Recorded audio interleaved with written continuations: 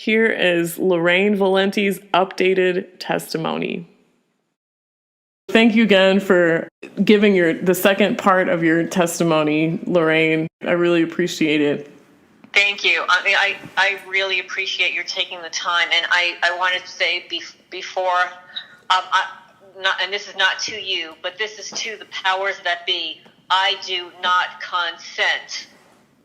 I do not consent to you breaking into my house, surveilling me, breaking into my computer, murdering my pets, poisoning me, poisoning my food, hitting me with direct energy weapons. I do not consent. The stalkers that are stalking me right now, driving back and forth, I do not consent. I haven't committed a crime. I am an educated, articulate woman. I'm a spiritual person. I'm a mother of one. I've paid my property taxes my entire life.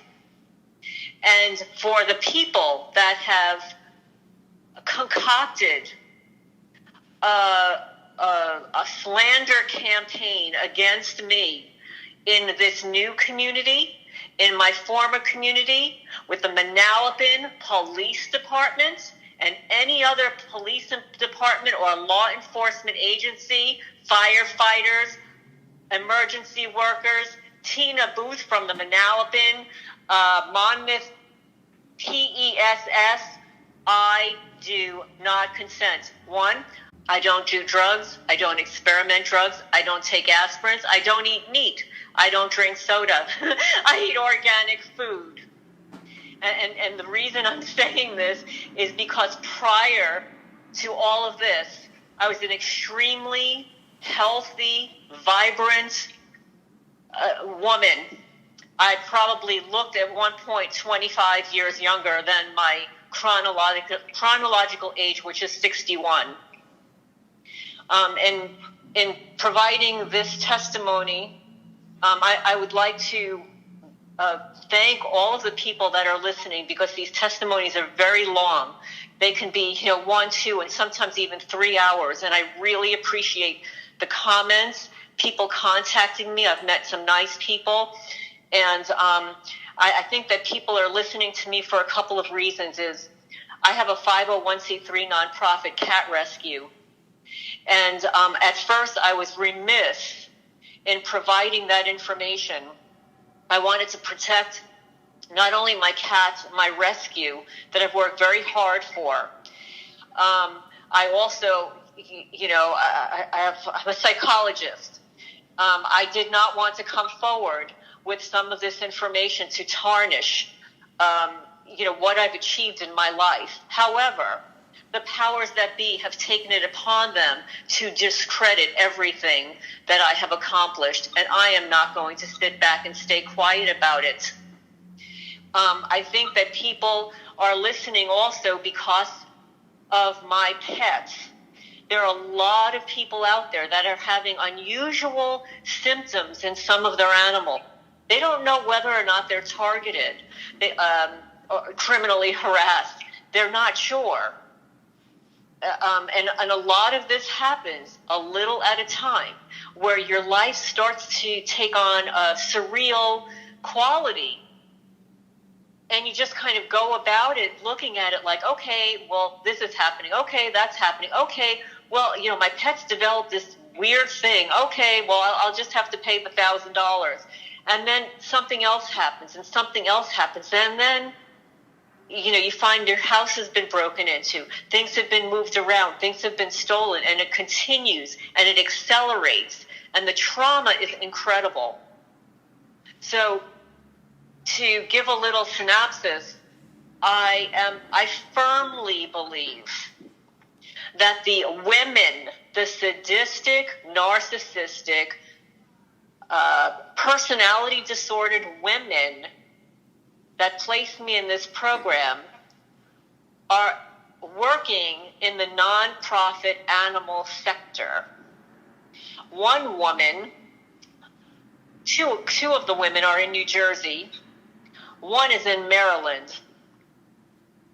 And they have conspired to take me down.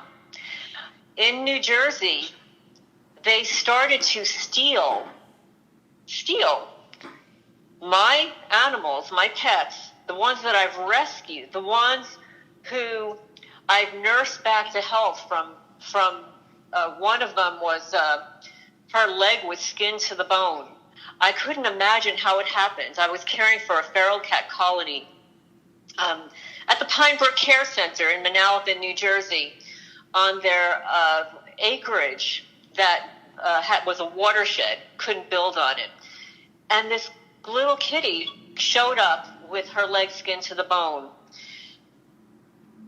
I nursed her back to health. And then other cats that I was caring for started to turn up dead with bizarre things happening to them. And, now some people would say, oh, well, they live outside.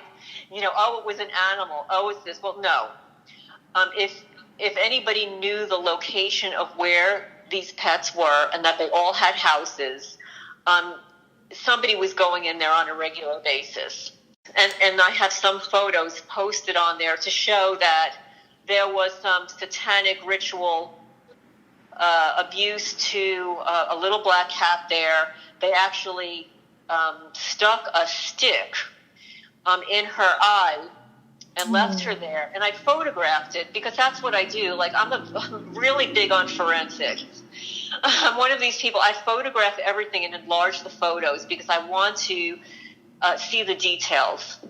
Yeah. In fact, after my master's degree, I was supposed to go on to my doctorate, but the externally induced Lyme disease took me down for the better part of 2 years. But I'm really big on collecting evidence and in analyzing things and looking at things in different ways, different angles. So I kept this photo of the cat, and after I realized I was targeted and there was a lot of satanic stuff showing up, something drew me to the photo again, and I enlarged it and enlarged it. And then my heart sunk because I saw the stick. This is a specially carved stick next to her body. I hadn't seen it before, or maybe I saw it and it didn't mean anything to me until I started to see the same wood, the same stick on my property in New Jersey. And I'm a gardener, and I planted everything in my former residence, everything by hand.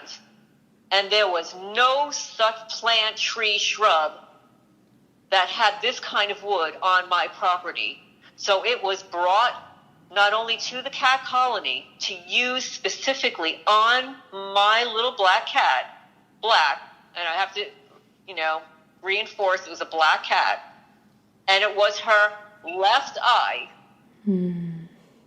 They like to target the left eye. And I've got photos of a lot of left eyes, not just my cats, but other people who have contacted me that showed me their cats, the damage to their cat's eyes. So this is a systemic, ritualistic, abusive, cruelty program used not only to torture the animal, but to torture the pet's owner. Because there is nothing I could have done for that cat or any of my others, because they make it so that if your cat is not feeling well because of the direct energy and you start to care for it and it starts to get a little bit better, they're watching this and they're going to kill it because you care about that animal.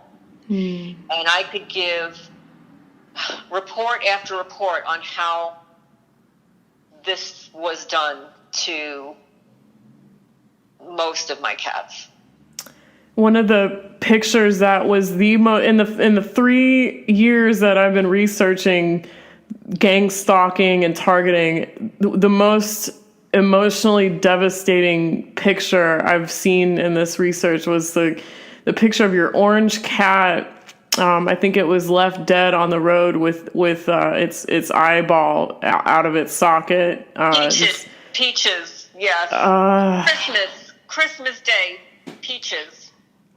There's just kind of no words, and I just almost tear up as I sit here, because I know pets are just so, animals have such an innocent, pure love, and they don't want to, cats, and they don't want to hurt anybody. They just love on you for the most part. Some cats don't like people very much, but yeah. I mean, they just want to love on you, and to have to deal with this on a regular basis for you just yanks my heart out, really. I mean, I'm just so devastated when I see some of the pictures that you've sent me in the past, and the pictures that you have on your Facebook group page, the targeted pets, with the sores, the wounds, the strange tumors, and the hair falling out on your pets.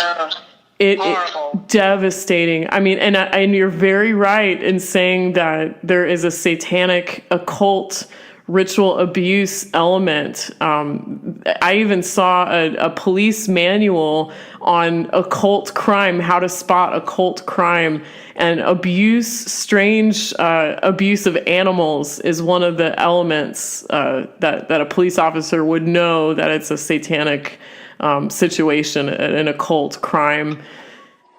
John Ramirez grew up in the Bronx, where his relatives practiced Santeria. I go to worship, I go to double church and kill animals all night long.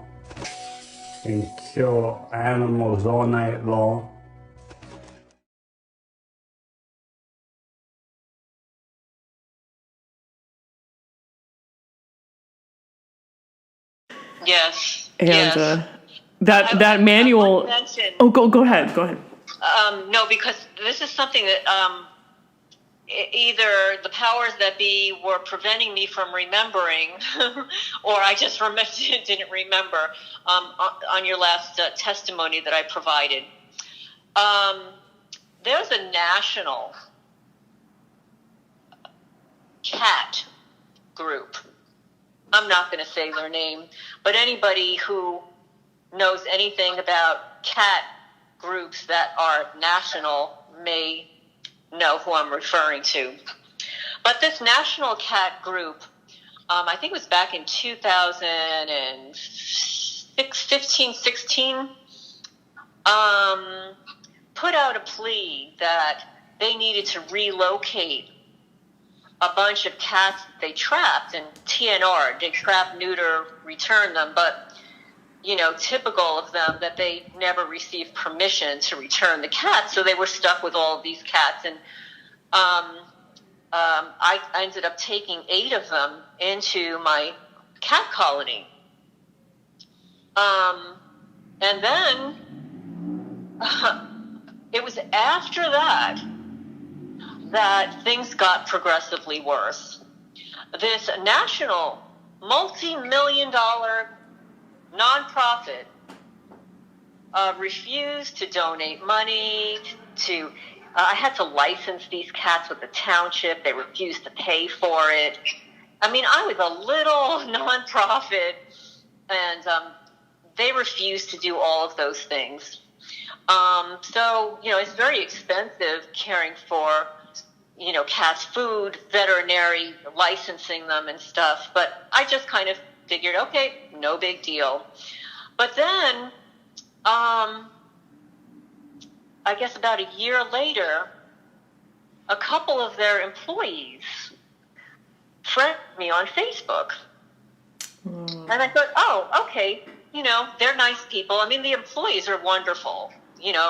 Unfortunately, all of the employees that I had contact with back then have since resigned. They were not fired. I'm going to make that very clear. They resigned. And it's very difficult, when you're caring for animals and stuff, and you want to make a difference, to resign from a position. But when things get really bad, that's what you have to do. So anyway, they were friending me on Facebook. And then suddenly I'd receive emails. Oh, we'd like to photograph your cats. Your cats are so beautiful. We'd like to photograph them for our advertising material. So I'm thinking, this is a great opportunity. You know, they'll either send a donation to us, our name will be mentioned, our cats will be, little celebrities, but that never happened. I spent a lot of time, with their photographer, who they ended up hiring. He was a subcontractor or a friend who came to photograph them. But after he photographed them, they made him a full-time employee because of what was to come. So after he photographed all of my cats, spent, a whole day there, they asked to come back again. And after he came back, my cats started disappearing. Wow. Yes. They started disappearing, and they were being, some of them were being placed on a website for adoption called Adopt a Pet. Oh. And the reason, yes, and again, I become very intuitive. I start to think about, okay, well, what's going on here? They're taking my cats. What are they doing? And it's like these women are money hungry and they're sadistic. So they're taking my cats, one, because I take such good care of them. I love my cats. They all love each other. And they're so sadistic. So they started stealing my cats and placing them on Adopt a Pet for sale. And I found them, but they weren't under the name of the person I thought was stealing them. So I contacted this rescue, and I find out that she was fostering my cats. Mm-hmm. And I said, because I inquired, I said, I would like to adopt that cat. Can you tell me something a little bit about it? Yeah, you know what? I'm thinking, okay, I'm going to get some information. And she said, sure. So she said, well, this cat, lived outside, and they started fabricating a story. She says, but, you can find out more information from Maria, and I'm not going to say her last name, and her rescue, because she gave this woman the cat to foster and placed the cat for adoption under this other woman's rescue's name.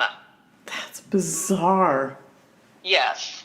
And I don't know if it's illegal, but it certainly seems pretty evil to do that. It is very evil. And then, when all of this was happening, I had contacted that national cat group a couple of times, asking if they could, either, mention the name of our rescue or offer a donation in lieu of the photographs, the photography sessions and stuff. And they refused. And then I was told that I cannot use any of the photos. Oh. Right, I cannot use any of the photos, and actually not one of those photos ever appeared in any of their literature. But I'm going to tell you what happens after that photo session.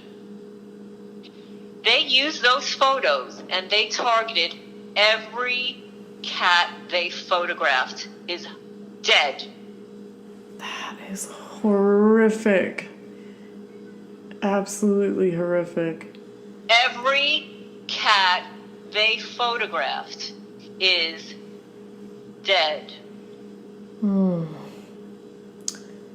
Did they all die in obvious violent ways, or have you found all of them dead, or did some of them seem to die from natural causes? No, these were young. These were not old cats. Wow. no. We're not talking about, 14, 15, 10-year-old cats. We're talking about cats that were 2, 3, 4, 5, 6 years old.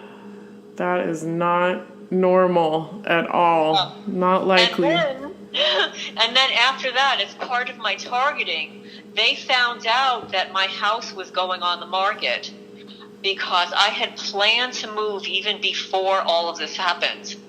So what they did was they went behind my back to the property owner of that location, the Pinebrook Care Center.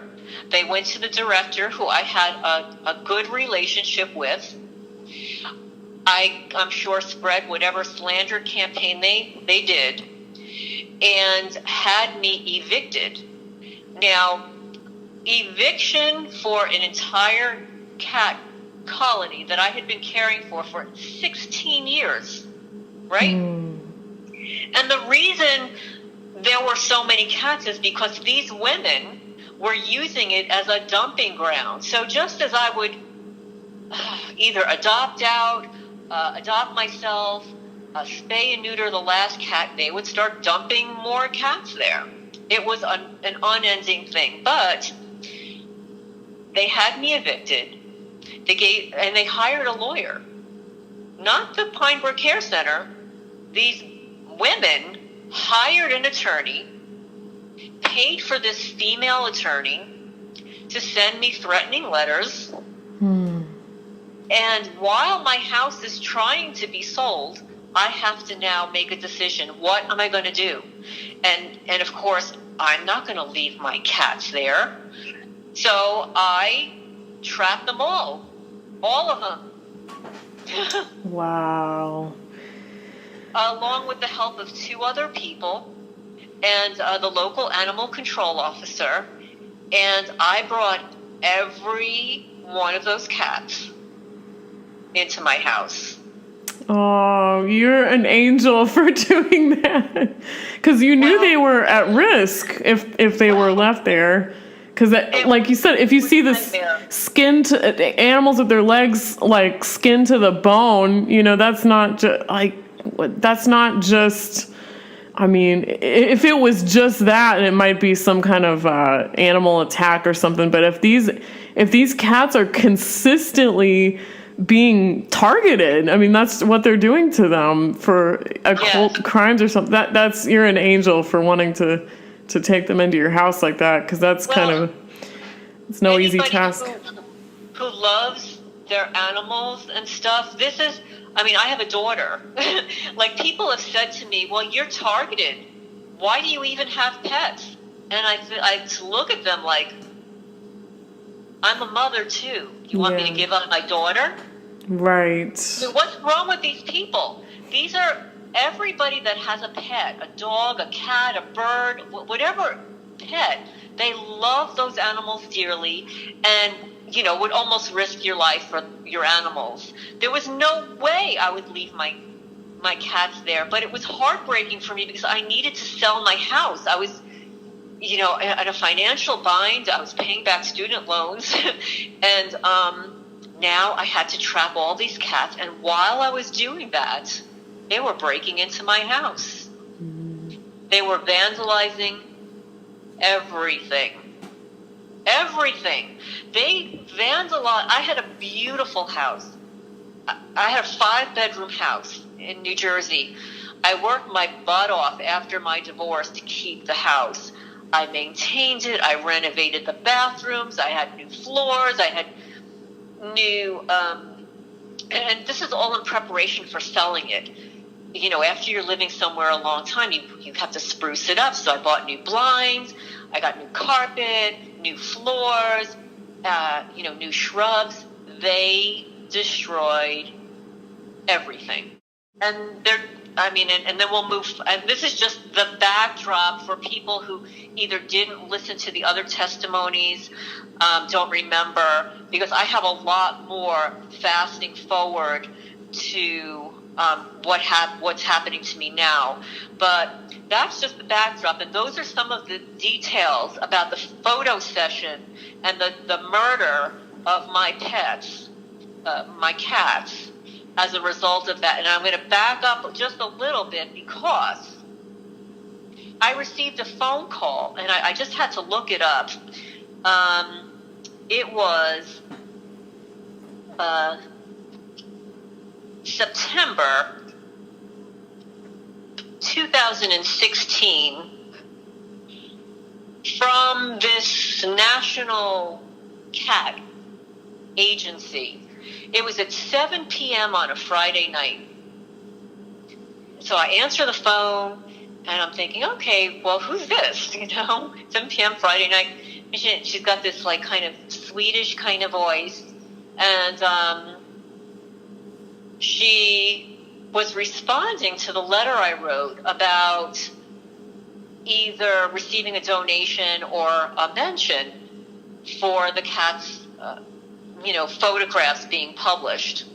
And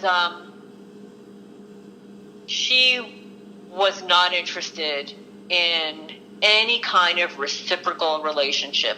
Zero, zilch, nil. And then when I mentioned to her that my cats were disappearing after the photo session, and then she says, oh, I'm sure they're in a good place now. Oh, like she knows they died. Or, yes. That's what people say when somebody dies, I'm sure they're in a better place now or something. That's very fishy. And it was weird, and it really took me back. And first of all, I didn't know who this woman was. I just figured she's an employee, but I'm thinking, this is crazy on a Friday night. Who calls on a Friday night at 7 o'clock at night? So then she says, well, here, take my phone number. If you ever need to contact me for anything. And I said, well, what is your name, by the way? So she gives me her name, and it sounds vaguely familiar to me.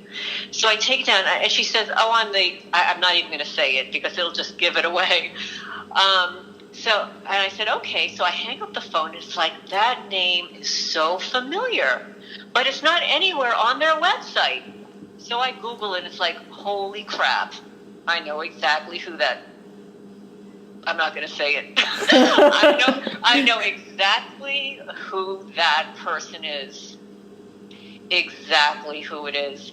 And it's like, I had no idea where that person went after her stint in New York City.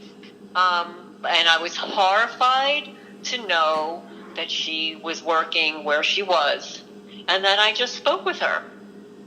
And the irony is, I was talking to one of my rescue friends about it about a year later. And she said, well, why don't you give her a call? And I thought about it. You know what? I figured, I am going to call her. Well, I dialed the number, and it's not her number anymore.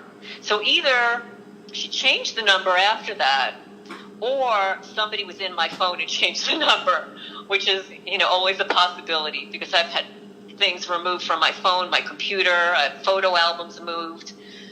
I had my insurance photos stolen from my house. So I just wanted to mention that, because people have been asking me, could you please tell us who it is so that we don't donate to them anymore? And it's like, you know what? I'm not going to mention the name, but I'm giving enough clues that people can do their own research. Mm-hmm. Okay, so I'm going to stop now about the cats, okay? Because some people are like, I don't want to hear anything more about the cats.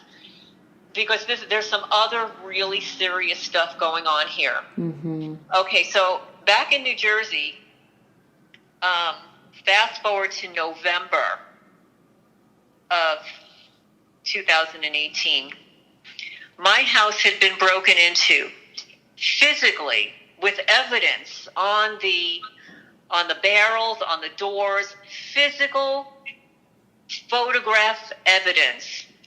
I had evidence that my neighbor from diagonally across the street was trying to break into my front door at 2 o'clock in the morning, couldn't get in because my door was barricaded, and split back across the street. So I went to the police department I shouldn't say I went. I stopped going to the police department because every report that I filed was falsified by them. Meaning, if I said that I left the house at 2:00, they would write that I left the house at 6. Oh. Yes, and that actually did, in fact, happen, where I left the house at a particular time and had dinner at a particular time and told them that, and they completely falsified the entire report. And that was the night that my house had been broken into. So I stopped going there. I stopped calling. But what I did do is I started writing down exactly what happened, and I emailed it to them. I figured, okay, they can't mess this up. Now it's all in writing. How can they fabricate something that is in writing from me? And I would send it to, one of the captains and the sergeant. And what they would do is, it didn't matter if I wrote it down. They still falsified every report. And this is how I know that they were involved, because none of my police reports, nothing that ever happened in my house, the break-ins, the vandalism, the pet murder, and I never even reported what was happening to my body physically, because I couldn't prove the cause and effect there. Like a lot of targeted folks are like talking about the radiation and whatever. And I'm not saying that that's not happening to me too, but I was providing tangible evidence of break-ins and vandalism, tangible proof. And they not only ignored it, they fabricated reports. They said in the reports that I was being paranoid. Even when I had a witness with me during one of the police reports, they never included that individual's testimony to the officer. And then what usually happens, if you file a regular person files a police report, it goes to the police blotter. And the police blotter has a list of all of the crimes that took place that month, either that week or that month. I think it's that week. Yes, every week. None of my incidences, I had at least a dozen, not one ever made it to the police blotter. Yes, not one.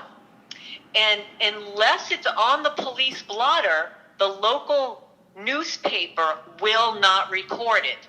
They take their reports, their statistics, their news from the police blotter. So because none of what was happening at my house was reported in the police blotter, it was never reported to the newspaper. They had no knowledge of it. And in addition, every police report they fabricated. So it was like lies of omission, where they might have one sentence that was absolutely correct, but then they'd fabricate the next paragraph. My mother even spoke to a police officer, and they fabricated what she said to them and placed that in the report. So this is libel, okay? It's a libel, and it's slanderous. It's defamatory. And somebody contacted me. I do have another Facebook page. It's called Community Stalking Vandalism Patterns.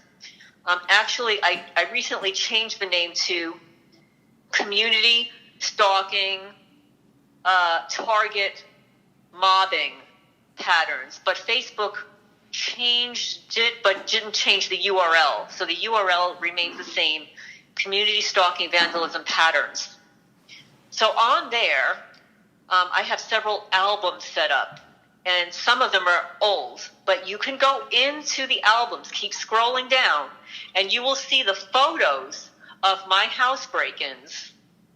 And you can see that they used a tool that leaves a little triangle mark. And this is what I want people to look to see if they have these little marks on their doors. You might have to photograph it and enlarge the photo. But people who own homes are targeted and mobbed differently than if they live in an apartment. Owning a home is an asset that they want to destroy. They will break into a home a lot more than they will break into an apartment. They will vandalize a home top to bottom, but they won't do that in an apartment. The apartment doesn't belong to the target. They only rent there. They'll mess up with their clothes, they'll mess up with their food, their car, or whatever, but somebody who's renting will not have their walls, floors, appliances damaged. But in my former residence, I mean, you publish some of this, is they would pour urine on my stove. Those videos, everybody should take a look at we'll put a link in the description box of that video compilation of that exact evidence. It is, I mean, I was floored when I saw those videos. Yes. I mean, it's disgusting. It's disgusting juvenile harassment. Unbelievable. And I've heard one of the TIs I just talked to, her testimony is one of the most recent ones on my channel. She noticed that feces was being put on her toothbrush. She would smell it and she would see it. And she said, I think people would pee on her makeup and stuff. And I mean, just ridiculous. So even on the Vice targeted individual documentary, a man said that somebody had defecated on his bed, that he was living in his mom's house, and somebody had defecated on his bed. And, even on that documentary, they're talking about stuff like that. But this is, people don't understand, this is what the satanic occult crime, this is part of that. That's the kind of stuff that they do. Yes, and back in New Jersey, on Sutton Drive in Manalapan, my former residence, I went into my yard one morning and there was piles of human feces there. Piles. And I had a witness, and I actually called the police to say that somebody was in my yard. And, when he showed up, it was like a little chuckle, and he says, well, do you have a dog? I said, I do not have a dog. And he said, well, maybe a dog got into your yard. I said, can dogs climb that 6-foot fence? And he just looked at me, and I said, this is not dog poop. This is not horse poop. This is not cat poop. This is human feces. And it was all over my yard. And there are photos of this on the Facebook page in the albums, Community Stalking, Vandalism Patterns. You might have to go back a couple of years, but there are photos there of that. And I'm absolutely convinced that some local people were doing it and climbed the fence and thought it was funny. Mm-hmm. Because, these immature morons think that it's funny. It's not funny. Mm. I don't find it funny. Mm. No, it's horrifying. It's a statement. Yeah, and I make jokes about it, to lighten up, this horrific program. Who would do? It's like people with a Napoleon complex or some kind of major insecurity going on that you would have to act out in these ways to hurt, to want to psychologically torment somebody. Yes. I mean, yes. there must be something really that they want to compensate for if they have to try to feel powerful in these ways. Well, but these are cowards too. Remember, these are cowards. There's not one of these people can face you face to face. I mean, imagine having like 30, 40, 50 people stalking, mobbing, bullying one person. What does that say? Does it take that many people to bully one person? Well, that tells you how strong that one person is. And not just me.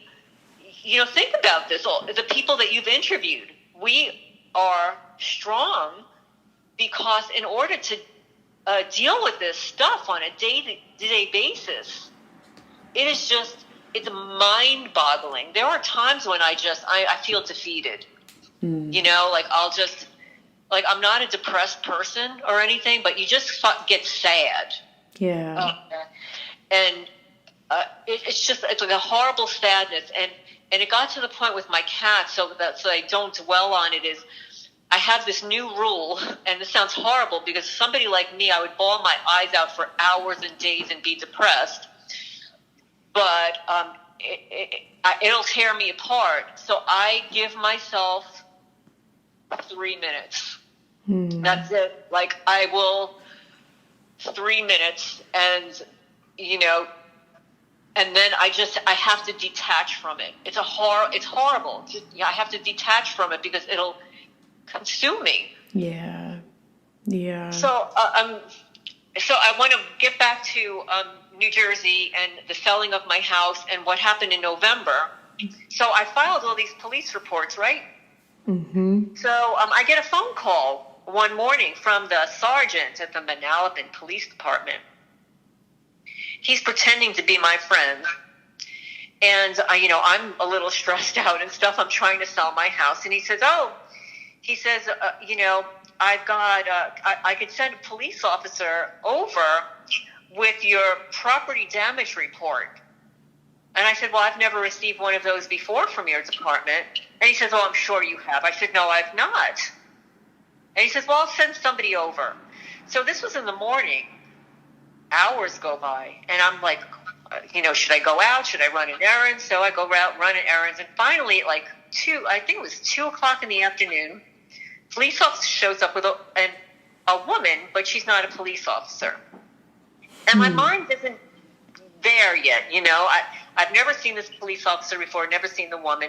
So I bring out some information. I show them the vandalism to the tree, which is obvious. Vandalism to the house, which is obvious. Yeah. Then I'm getting a bad feeling, and they're not taking me seriously. So I said, you know what? Can I have the report? The form. I'll fill it out.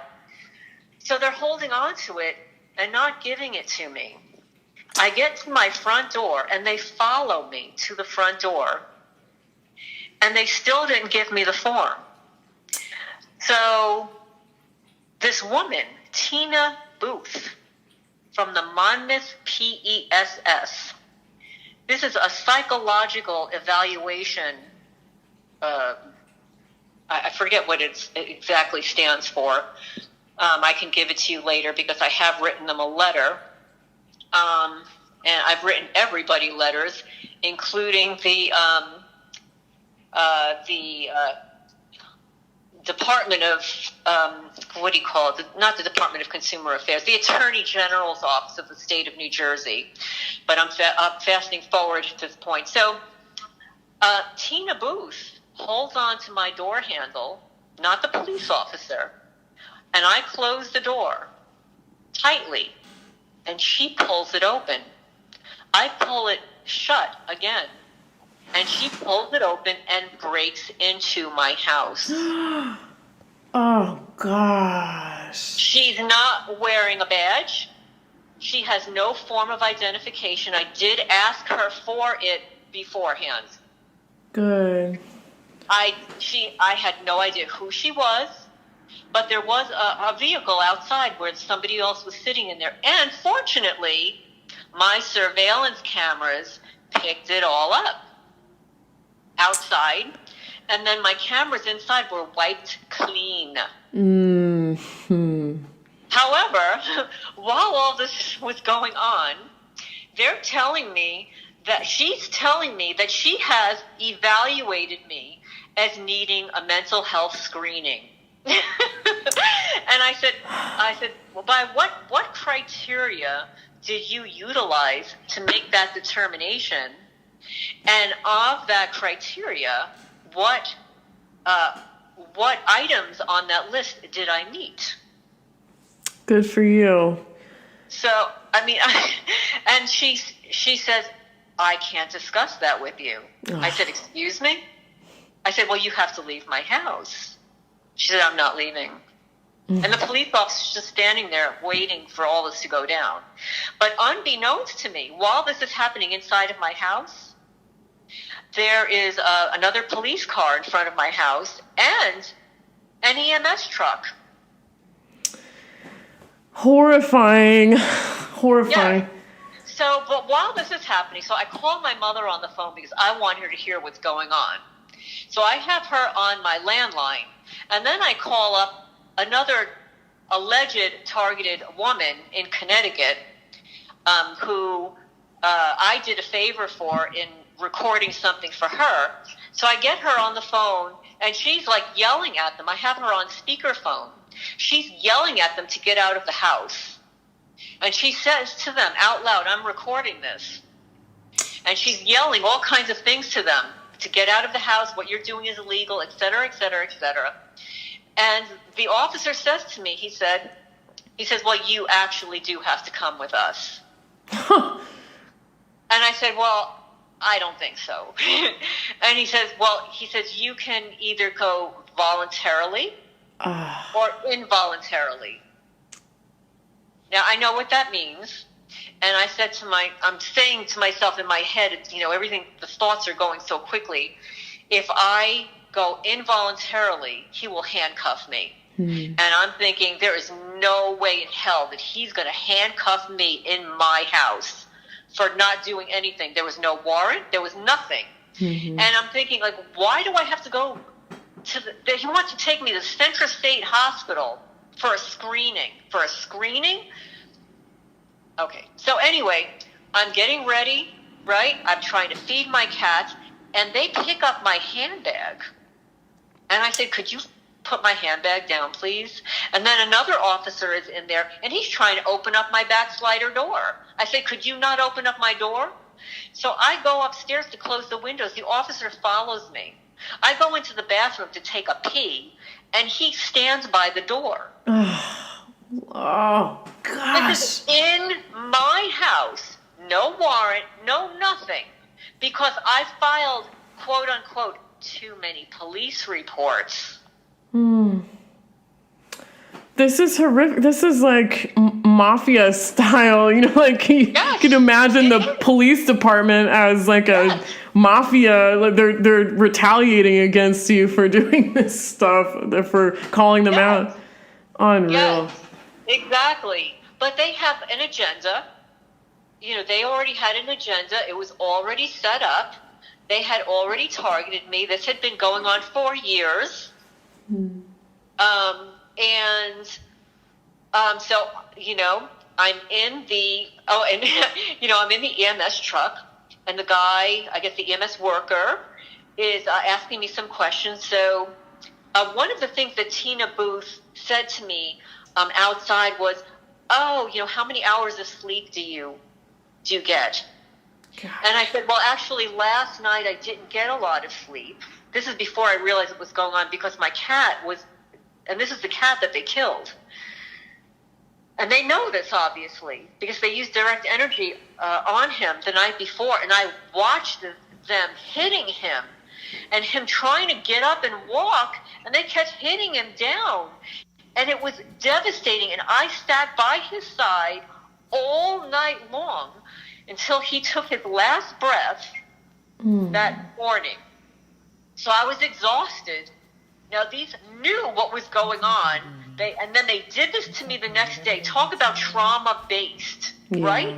I was up all night long with my cat that they hit with direct energy weapons, and then they haul me off to the emergency room for filing too many police reports. So while I'm there, I refuse to sign anything. I never signed myself in. And I would tell anybody that this happens to, do not sign anything. Nothing. I don't have medical insurance, so they couldn't bill my medical insurance company. So there was no incentive for them to keep me there. But the other lack of incentive was that I had a mom, thank God to Mom, she said, I'm not going to let you stay there. My, 80-something-year-old mother drove 3 hours from New York with her partner to sit in the emergency room until they let me out. But they wouldn't let me out until they drug tested me. They drug tested me. Again, I'm going to back up. I don't smoke, drink, or do drugs. I don't even take an aspirin. I eat organic food. Obviously, they know that after they broke into my house several times and performed illegal searches. They knew this. But they performed all of these tests. And for every worker that I spoke to, I told them the only reason I'm here is because I filed a police report. And that a police officer who lives across the street, a detective, was trying to break in my house one morning. And I stopped the break-in because the door was barricaded. So everybody I spoke to, I told the same story to, and they wrote initially in the report that I was cooperative, that my blood pressure was a little bit high. Well, I guess so. Everything was fine, right? Everything was fine, except a day and a half later, when Tina Booth's report came in, it completely negated anything that the health workers took for me. She labeled me as being paranoid, as having I forget what it is that she wrote, but I looked at it and it's like, this is crazy. This is totally crazy. And Tina Booth is a police officer? No, Tina Booth does not even have a mental health license. She doesn't even have a license. She is not licensed in the state of New Jersey.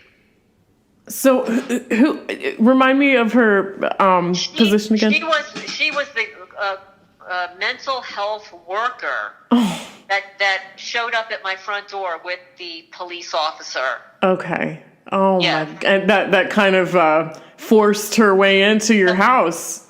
Oh, she forced her way in. She had her hand on the door handle. I pulled it shut. This is my house. Gosh. They broke and entered my house. They trespassed without my permission, and they had no right to be there. And not only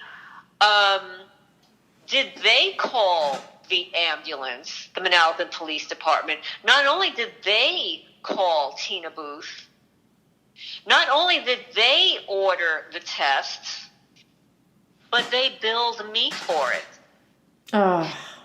So this is medical fraud. This is clearly medical fraud.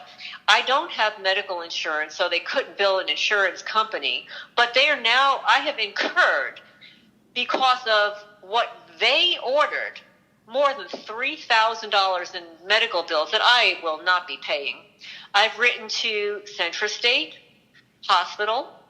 I've written to the Monmouth PESS and the Monmouth EMS, and I wrote them immediately and told them what had happened, and then I won't be paying it. And then I composed a 62-page letter to the Attorney General's office of the state of New Jersey with documented proof, and with prior police reports, my responses to them, copies of the medical records, and I told them that this is medical fraud, that I want an investigation. I wanted an investigation into the practices of our local police department. I don't believe that Attorney General ever read my report. I believe that somebody else confiscated it. And what they did is this. They told me that they weren't going to handle it. And they were going to send it back to the local prosecutor's office. Now, I had already contacted the prosecutor's office. I had already contacted the sheriff's department. I obviously already contacted the police department. So they sent it back to the prosecutor's office that said that they were going to send it back to the police department. So what they did was they sent it back to the abusers. And this is typical. It's so typical. It's sort of like, you know, when children run away from home and they run away because they're being abused, and then somebody picks them up and sends them back home. Mm-hmm. So what they did is they took my 62-page report and sent it back to the Manalapan Police Department, who claims to have performed an investigation and then found my documentation to be, quote unquote, unfounded. Imagine that. Imagine that. Yes. Oh, but yeah, this is crazy, right? It's so scary and sobering, Lorraine, because if it happened to you, it could happen to us. It could happen to anybody. Yes. This is not justice at all. This is nothing about this resembles justice. This is punitive psychiatry, medical kidnapping, as Romola D calls it. You know, I mean, it really is. They're punishing you through and gaslighting you, putting you in, framing you to look psychotic, and they can shape and shift the police report to make you sound like a crazy person when you're not. Yeah, of course not. And of course not. And you know what? The more they do, the more evidence I collect to disprove what they're saying. And of course, then I get targeted more. Oh, yeah. Like here in Kentucky. But we'll go there. But I just want to tell you, too. So I never did receive that recording from that woman in Connecticut. She suddenly got angry with me. I do believe that she may have either been approached, bribed, threatened, and she kind of disappeared from the calls as well. But, you know, I did want to put that out there because I'm going to be transparent about this. I am not going to, I'm not going to let this continue happening without full disclosure. Mm-hmm. And again, this person, I won't say her name, but this was the woman that was your friend who recorded, she was on speakerphone and she recorded the break-in, the illegal break-in by Tina Booth and the police. Okay.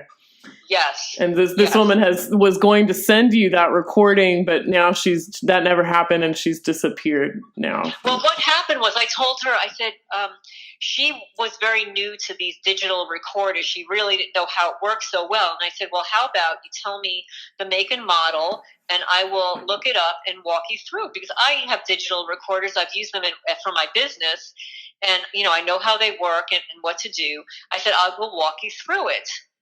And she would never get back to me on that. And then she said, well, why don't I just mail it to you? And I said, because we're both targets, and if you mail it, it will be erased or stolen. I have my mail stolen and erased. Oh. I said, I will even take the time and walk you through transferring it to your computer. Mm-hmm. And then before I was ready to move, I called her one last time and I left her a nice message. I said, listen, I would really I like the recording. I can walk you through it. Or I can have, one of my friends actually does business in Connecticut sometimes. I'll have him stop by. He's a technology person, and he knows what to do, Mm-hmm.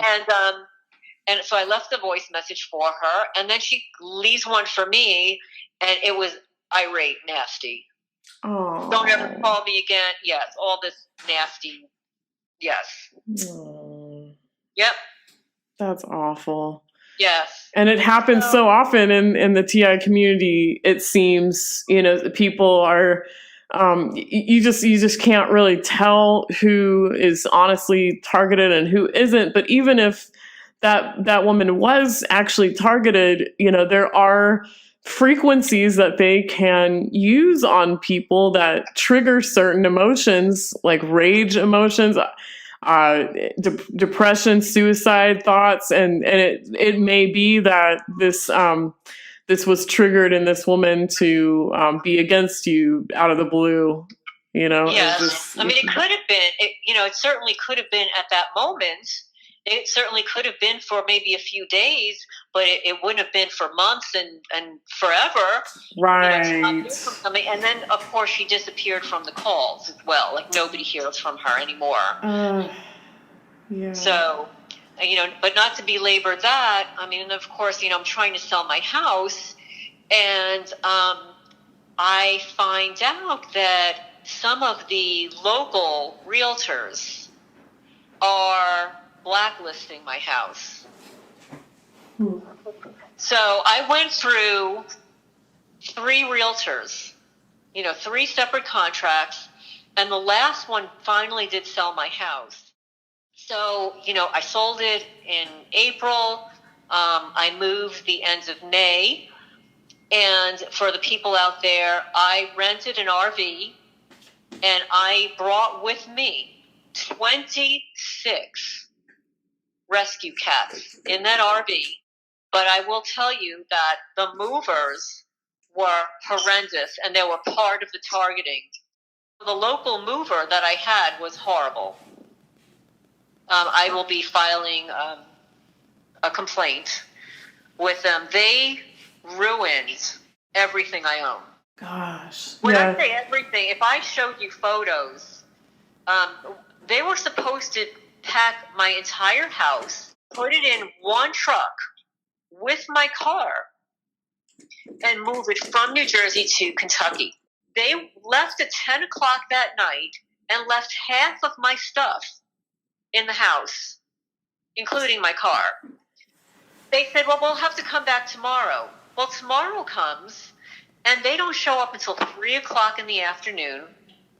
They have to go to my storage unit, get the rest of the house, and then my car.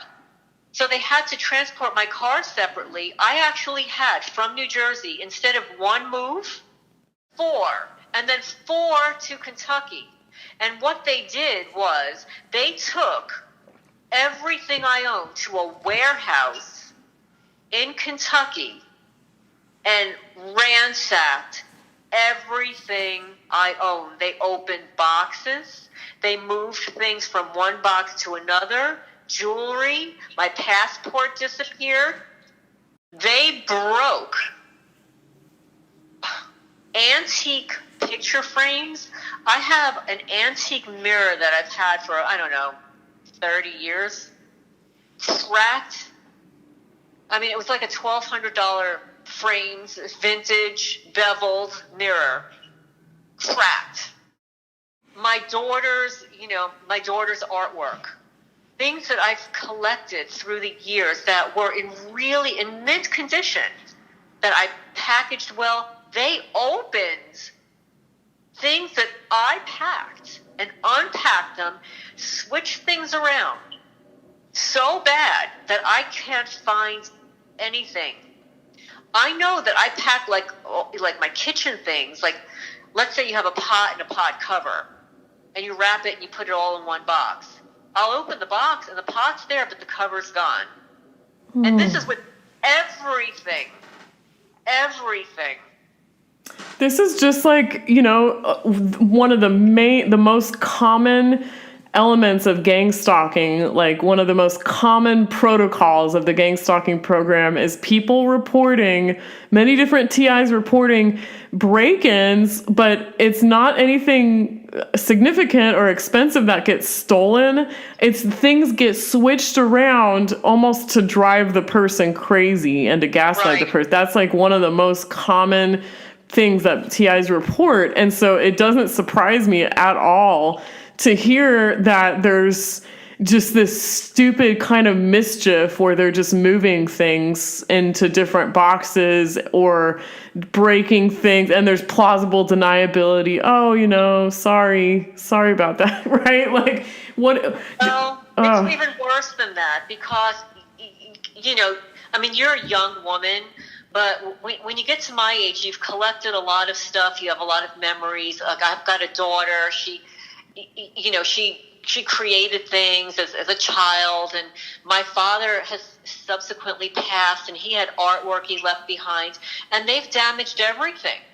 Gosh. They used a heat gun. Yeah, they use what appears to be like some kind of a heat gun on the images to cause them to ripple. They scratched my father's painting. He carved things out of wood, and they cracked them in half. So, you know, I'd open up something and it's cut in half. Gosh. My daughter's when my daughter was 2 years old, was it 2 or 3? I don't remember. I think it was 2 or 3.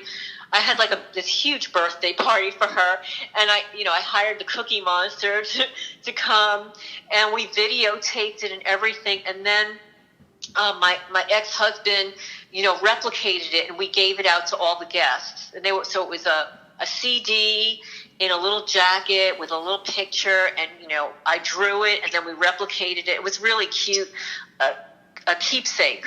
When I went to pack them up during the move, I had like 5 of them. They drew all over everything, and not one CD was there. They stole all the CDs. They cracked the cases and scribbled all over the pictures. That's horrifying. Yep. Horrifying.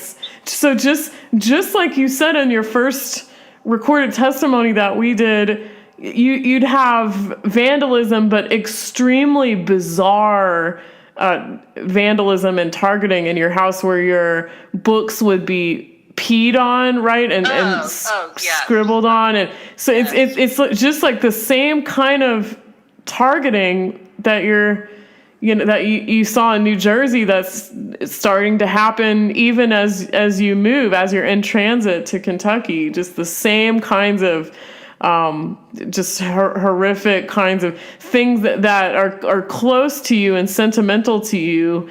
You know, like you said, you loved your books, and you know, some of those were precious to you, and they go after that. Your mementos from, you know, your daughter's childhood and stuff, they go after that. It's just anything precious to you. It seems anything precious, and you know, I mean, this is going to sound maybe, you know, a little odd for some people, but I find everything is precious because I've worked hard for everything. I take good care of my belongings. The plants are precious. My animals are precious. You know, a chair is precious. You know, a chair, you know, from my grandmother. You know, even stuff, you know, like, I mean, this is going to sound even more bizarre. It's like, you know, I'm divorced. I divorced my ex-husband. But they destroyed my wedding album. And when I picked it, when I took it out of the box and it was crushed, I was so upset because it is my wedding album, and even though I'm not married anymore, it's something that, you know, I valued because, you know, it was a nice, you know, it was a memory of then. And and they destroyed my wedding album, photo albums, jewelry. You know, I'd find one piece of my earrings. I still can't find a lot of things. They destroyed my eBay business. Destroyed. And I want to tell anybody, and this there are a couple of other targeted people that have eBay businesses that I've spoken to, and it happens to them as well. They actually set people up to buy my items and then return them. And they leave irate, nasty messages. Now, this is not normal. No. And then what happens is the perpetrators come in, steal the items that I'm selling, but I don't know that they're missing yet. So the item gets sold online, and I don't have the item anymore. Gosh. This was happening in New Jersey, and it's happening here in Kentucky. Unlike in New Jersey, I didn't really have noise campaigns. I did have the stalking because, I live more in close proximity in a suburban community. But, for the record, I own 59 acres of land now. I'm in the middle of nowhere. I'm on the border of a national forest. And my nearest neighbor is a quarter mile away. So I should not have the level of traffic that I have by my house. But just like New Jersey, as soon as I walk outside, a car passes. As soon as I wake up in the morning and get out of bed, as soon as my foot hits the ground, the moron up the block with the white pickup truck starts revving up his engine and driving by. And then what they do is I have two driveways. The two driveways are like a fork that meet the local road. They will drive down to my driveway, do a U-turn, and drive back in the same direction. But these are local people. This town only has 800 residents. So compared to the, I don't know, what is it, in my last town, what was it, like 38,000 people? I live in a town with only 800 people. Actually, it's 801. And I was thinking, okay, and that was last year's statistics. I'm thinking the 801 was probably the gentleman who passed that I purchased the property from. So I reduced it to 800 until I bought the property. So now there's 801 people living in this town. So the statistical probability that 15 cars pass my house in an hour is not possible. That's the level of traffic you're seeing? Oh, yeah. Oh, that is ridiculous. There was one night I decided, you know what? I know that other people ignore this stuff, but I said, you know what? For the record, I'm just going to jot down every person that drives by. And I sat down because I keep a journal. I keep a log. I've been keeping it for years. My mother knows about it. Everybody knows it. So it's not going to disappear because the whole world knows that I keep a journal. And I document everything. So I sat down one night and I figured, okay, I'm just going to document. And it was like every 10 minutes, somebody was driving back and forth. And then the crisscrosses.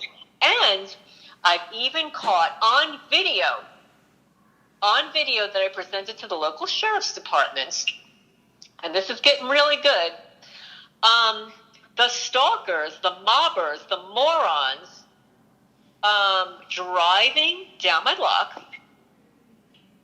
pulling into someone else's property driveway where my neighbor's parents are buried, so they were illegally parked there.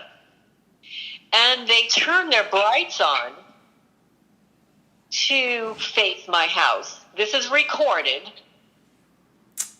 on video and camera. And then shortly thereafter, because I am, and I'll say for the people out there, and this has been going on for years, they give me sleep frequencies. At first, years ago, I didn't know what was happening, because I was a very, very light sleeper. And then one day my daughter's home from university over the holiday. We're watching a movie together and I fall asleep. This is not usual for me. And when I finally woke up, she said, Mom, I was trying to wake you up and I couldn't wake you up.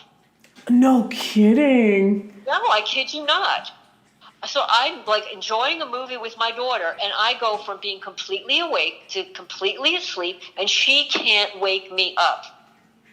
God. So that's the level, that whatever it is that they're doing, that is the level of deep sleep, which is how they are able to break into your house and you not hear it. I really wonder if that is specific frequencies that are being aimed at you. I know on Ramola's channel, both Chris Burton and Frederick LaRoche talk about that, about being their body functioning being manipulated, and they can tell when this happens. It's just too bizarre and you can just feel it, according to them.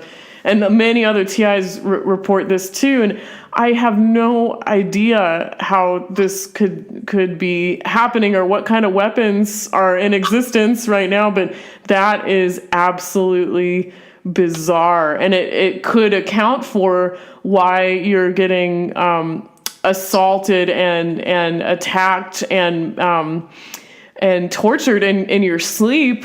I think you wrote in your email you recently had some kind of dental my God, problem done in your sleep. This was so disturbing. So disturbing. I woke up. First of all, I am being radiated, and I'll say that when I moved here, it rained for 6 weeks straight. So I was actually living in my car. Yes, I was living in my car for 6 weeks. I moved from a beautiful 5-bedroom home to living in my car for 6 weeks because the house that I bought, which was a prefab house, could not be delivered because it rained here in Kentucky for 6 weeks and they couldn't deliver it. So I was living in my car. When I was living in my car, I did wake up one morning with a needle mark in my arm. Yeah. And then once I was finally in my house, after my house was delivered, I still could not live in it because they had to wire the electricity. They have completely weaponized my house. They moved the floorboards. They have burned all the knots. I have knotty pine walls. They've burned all the knots. They've cut triangles in them. Triangles. I've seen pictures that you sent. I'll include those in this testimony. Yeah. Same stuff you were getting before. And it continues to happen. And they're vandalizing the property. It is a script. Everything that happened to me in New Jersey over like 3 or 4 years, they have carried that over to Kentucky. But it is condensed. I'm getting the condensed version. So since I'm here, and please, people, it's so disturbing to me. 11 of my cats, 11, if you could wrap your mind around that number, are gone. 3 were poisoned. And I photographed the interior of their mouths, which were completely white, which shows severe anemia, and none of them were bleeding. I believe the satanic Luciferian criminals have drained the blood systematically of 3 of my cats. And after I buried them, because I did report it to the sheriff's department, I actually brought my last cat into the sheriff's department. And he said, "You brought me a dead cat?" I said, "Yes. I want you to look in my cat's mouth." I said, "What color are your gums?" He said, "They're pink." I said, "Well, my cat's gums were pink too." but now they're white. Not dark white, they're chalk white, because she was poisoned.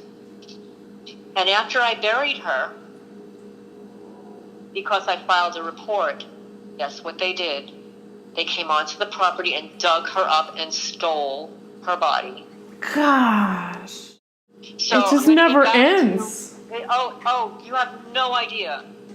So they put me to sleep on a regular basis, and it can't happen when I'm walking around. Even though I feel them doing it, because I'll feel a ringing in my ears first. Sometimes I'll feel the static in the middle of my head, and then a pressure in my inner ears, like they want me to go to sleep. If I don't sit down, I will not fall asleep. If I sit down, they knock me out. Wow. And they did this last night, and I was asleep for 4 hours. I woke up. I had no idea what had happened. I was completely disoriented, and I had a list of things that I needed to do. And I was sitting with the list on my sofa, and I was in the middle of watching a YouTube and doing work, and they put me to sleep. And they do this when I go on the calls. I mean, it is amazing. It just baffles the mind how it could happen so instantaneously. And for so long, and to not be aware that it's happening. Yeah.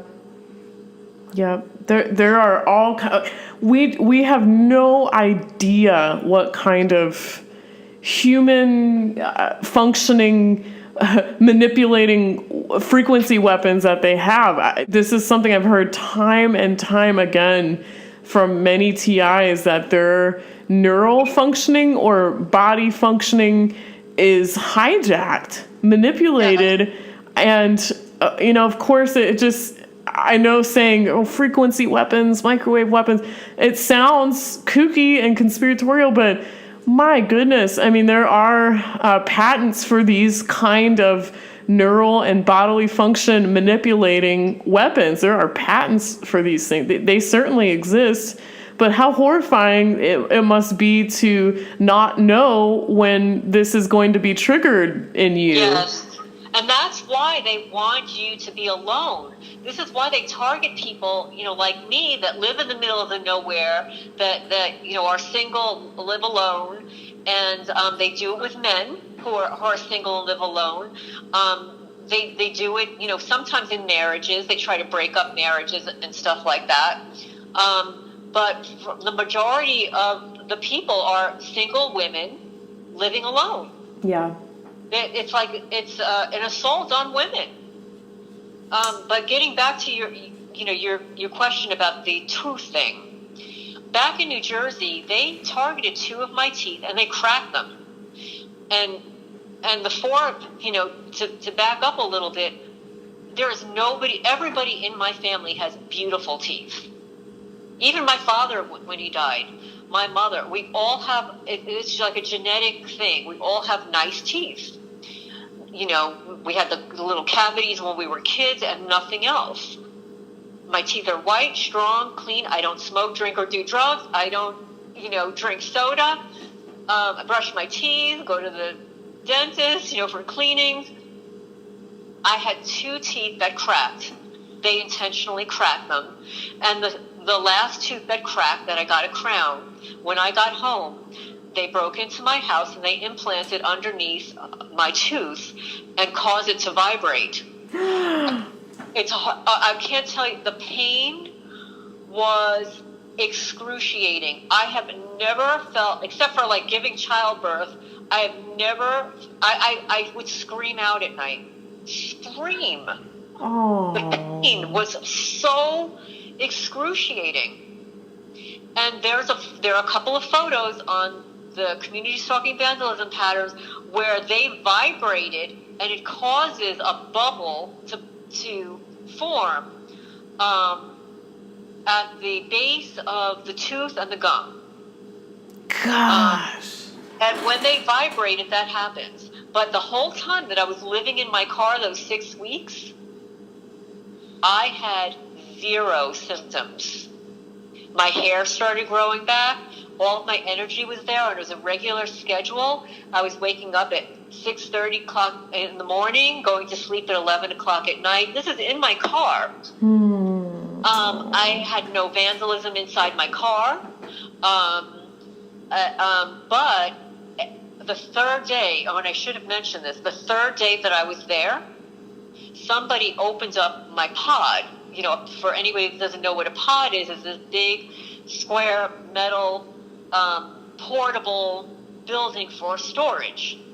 And I have 2 of them, one for furniture and one for my cats, until their building would be delivered. And I ordered them a separate building to live,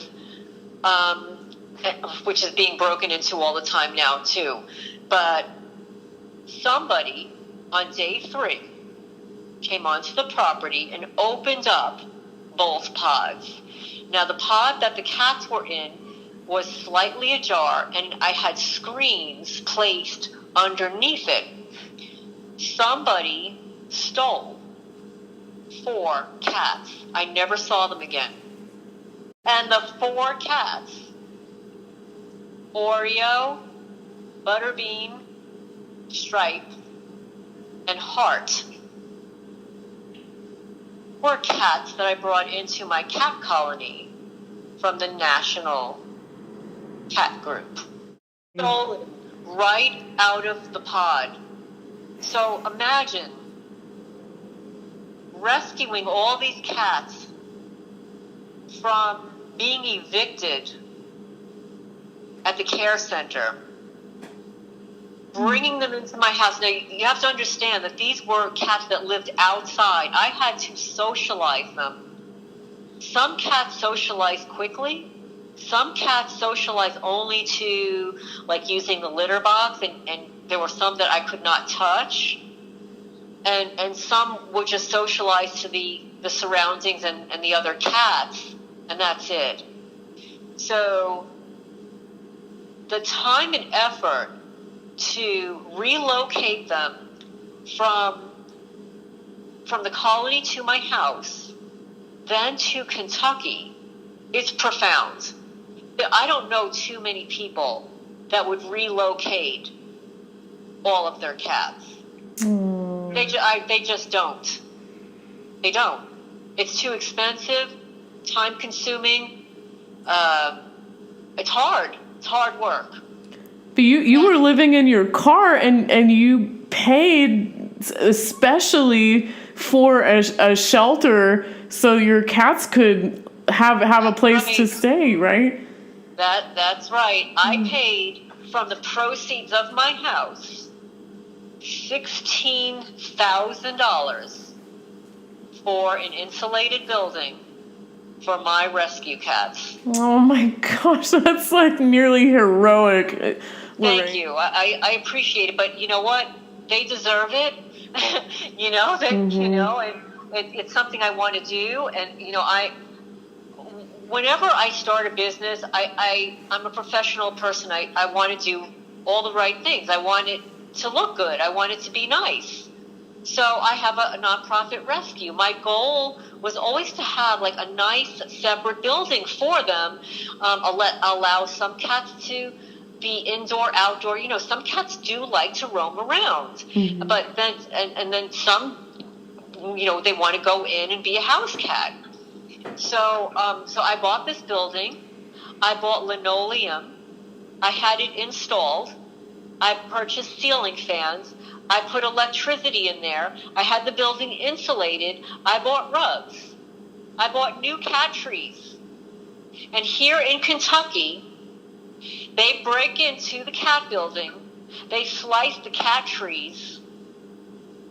They went around the perimeter of linoleum and cut out semicircles.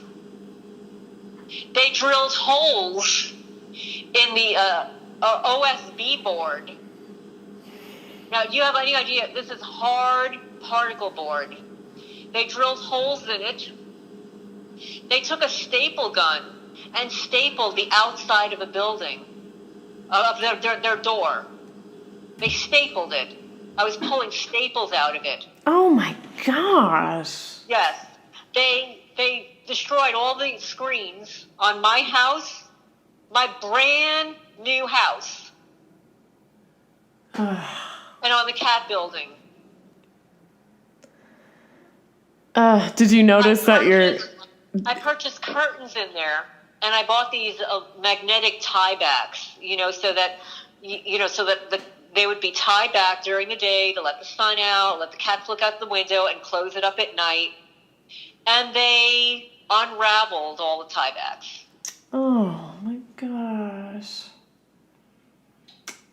They've stolen cat food. They go in and dent the cans, causing the cans to crack. But I don't know this. I don't always know this. And then I'll go to grab a can of food, and there are maggots all over it. Oh my gosh.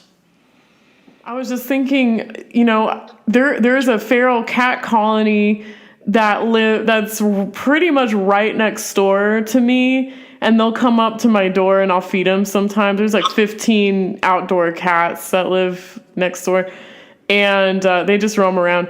I never see any problems. It's been a year. I never see anything like what you're describing in these outdoor all the time cats.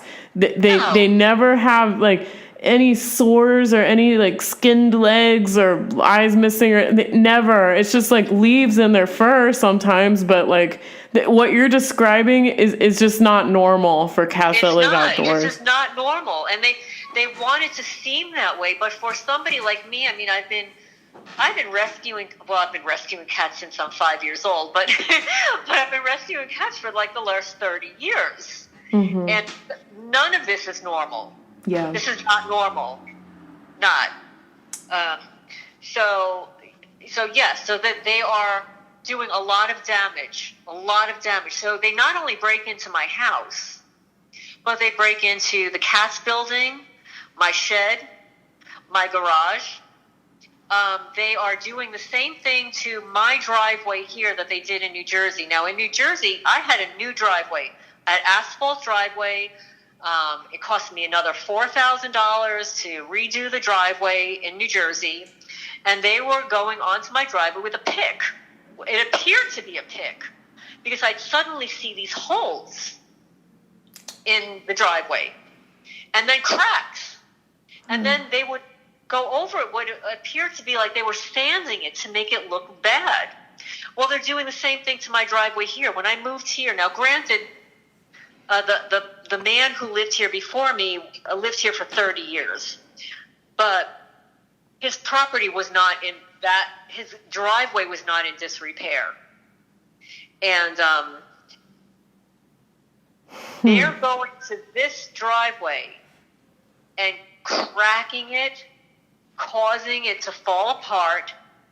At 11 o'clock at night, while I was living in my car, a local logger, I guarantee he was told to do this, a local logger, 11 o'clock at night, in the pouring torrential rain, pulls into my driveway with logs, heavy, it must have been thousands of pounds of logs, and performs a U-turn in my driveway.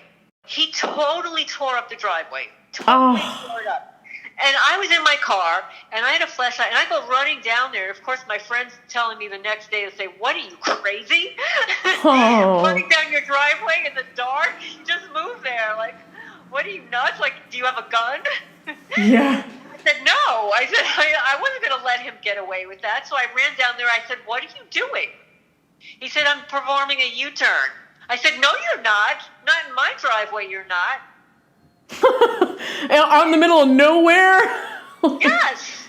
Oh. But this guy, he does his logging. He's like right up the block. Right up the block is where they all hang out. I'm not going to say the name of the street. I'm just going to give it away. But they all hang out there. It's like, sort of like in New Jersey where they had they took turns on who was going to do the stalking at what time or whatever. And they always have a front house, Mm-hmm. where the house gets bought but nobody moves in. Yeah. Yeah. Well, they've got that here too. Gosh. Lights. Like when I moved here, there are no lights anywhere. Well, suddenly, a couple of houses have these bright lights that are just kind of shining right on my house. Right on my house. Mm-hmm. A lot of the solar lights that I put out that are motion sensor, guess what? They broke them all or tore them down. And I'll get back to the tooth thing, but I want to mention that the evidence that I caught on camera also, and this is even more alarming. I shouldn't be laughing about it, but I have to laugh, but otherwise I'm going to fall apart. Of course. It put me to sleep frequency. I'm lying on my couch, but I don't know that I'm asleep because I was awake. Yeah. My cameras catch a man walking past my front door with a pistol in his left hand, a bolt cutter in his right hand, and he has the audacity to shoot that pistol in front of my next camera. And I caught this. I caught the sound and the image on camera and gave it to the sheriff's department via, I think it's called airdrop through the phone. Mm-hmm. And after I provided all of that evidence, suddenly my cameras are being interfered with. Of course they are. And that was also happening in New Jersey. Well, in New Jersey, it was actually worse because I spent a lot of money on surveillance. So first I had a house alarm, but I had a house alarm after my divorce. And then I added on to the house alarm. I upgraded the house alarm to, the newest level. I added cameras to the house alarm. Then I added Arlo cameras. Every one of them was being interfered with. What they were doing is they had Wi-Fi jammers. So they would interfere with the Wi-Fi. They would interfere with my TV. My TV screen would totally scramble. I would call Verizon. Verizon would report that they had 0 outages in my area. 0. And when I told one ethical person at Verizon, he told me that what was happening to my TV and my cameras was third-party interference, that it was illegal, and to report it to the local police department. Big mistake. You're not going to report things to the perpetrators. Exactly. But it took me a long time to figure out who they were. Yeah. Or I should say, who was involved. Yeah. Okay. Because, there's a whole group of people that put me in this program. Mm-hmm. And they're evil, just pure evil. I mean, honestly, there are people that I don't like in my life, and my mindset is if I don't like somebody, I'll just detach from them. Yeah. I have no interest in associating with them, being around them. If I have to, for work or whatever, it'll be minimal contact and just no sharing, nothing. But these people think it's okay if they don't like you, if they're jealous of you, envious, rivals. They think it's okay to harass, stalk, mob your home, steal. And they think it's funny. They snicker. You could see that they snicker about it. Even the local police were snickering. Really? Oh, yes. Wow. Oh, yes. Absolutely. It was a game.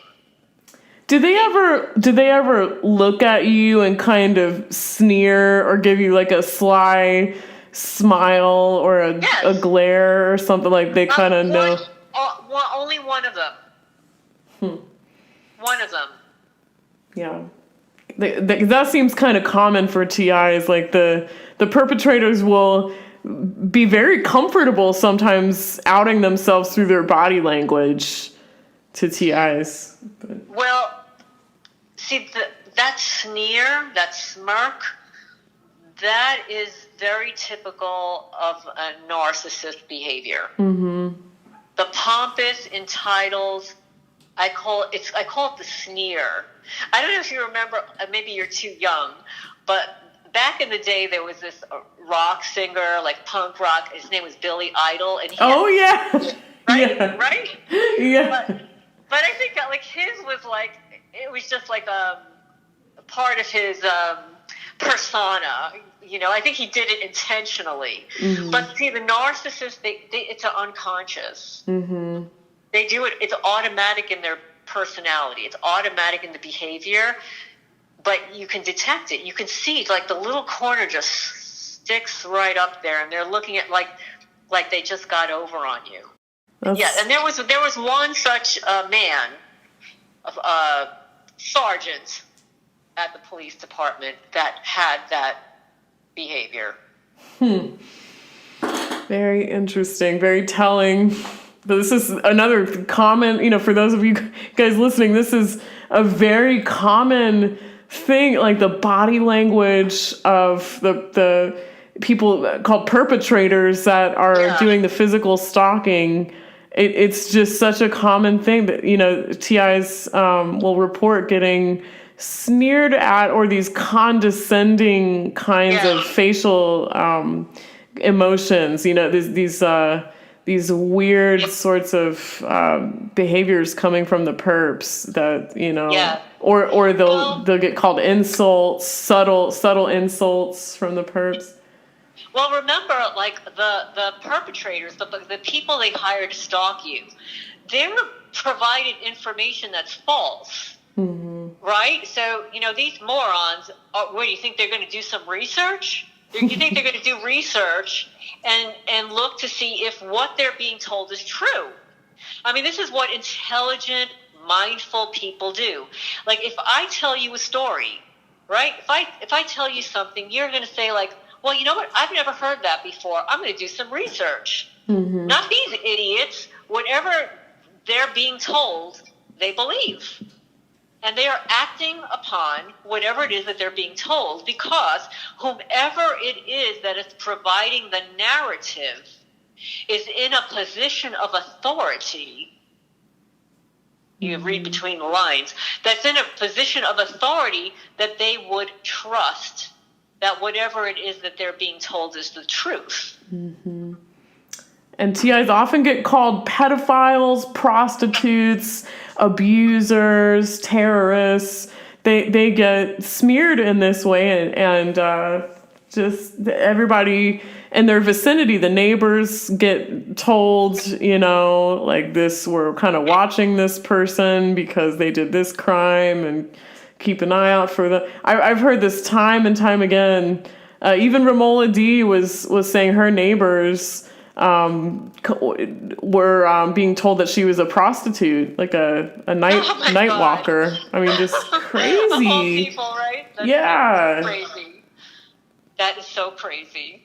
But it's just another one of it's on the list of protocols of this program, and it is a actual program of very, tons of protocols, and I just call it cruel and unusual punishment. But this whole program, if people would take the time to research it, it's set up. It's set up. It's psychotically executed. It's just to frame the victim as a delusional, psychotic, just delusional, schizophrenic, subject, and it's just not true.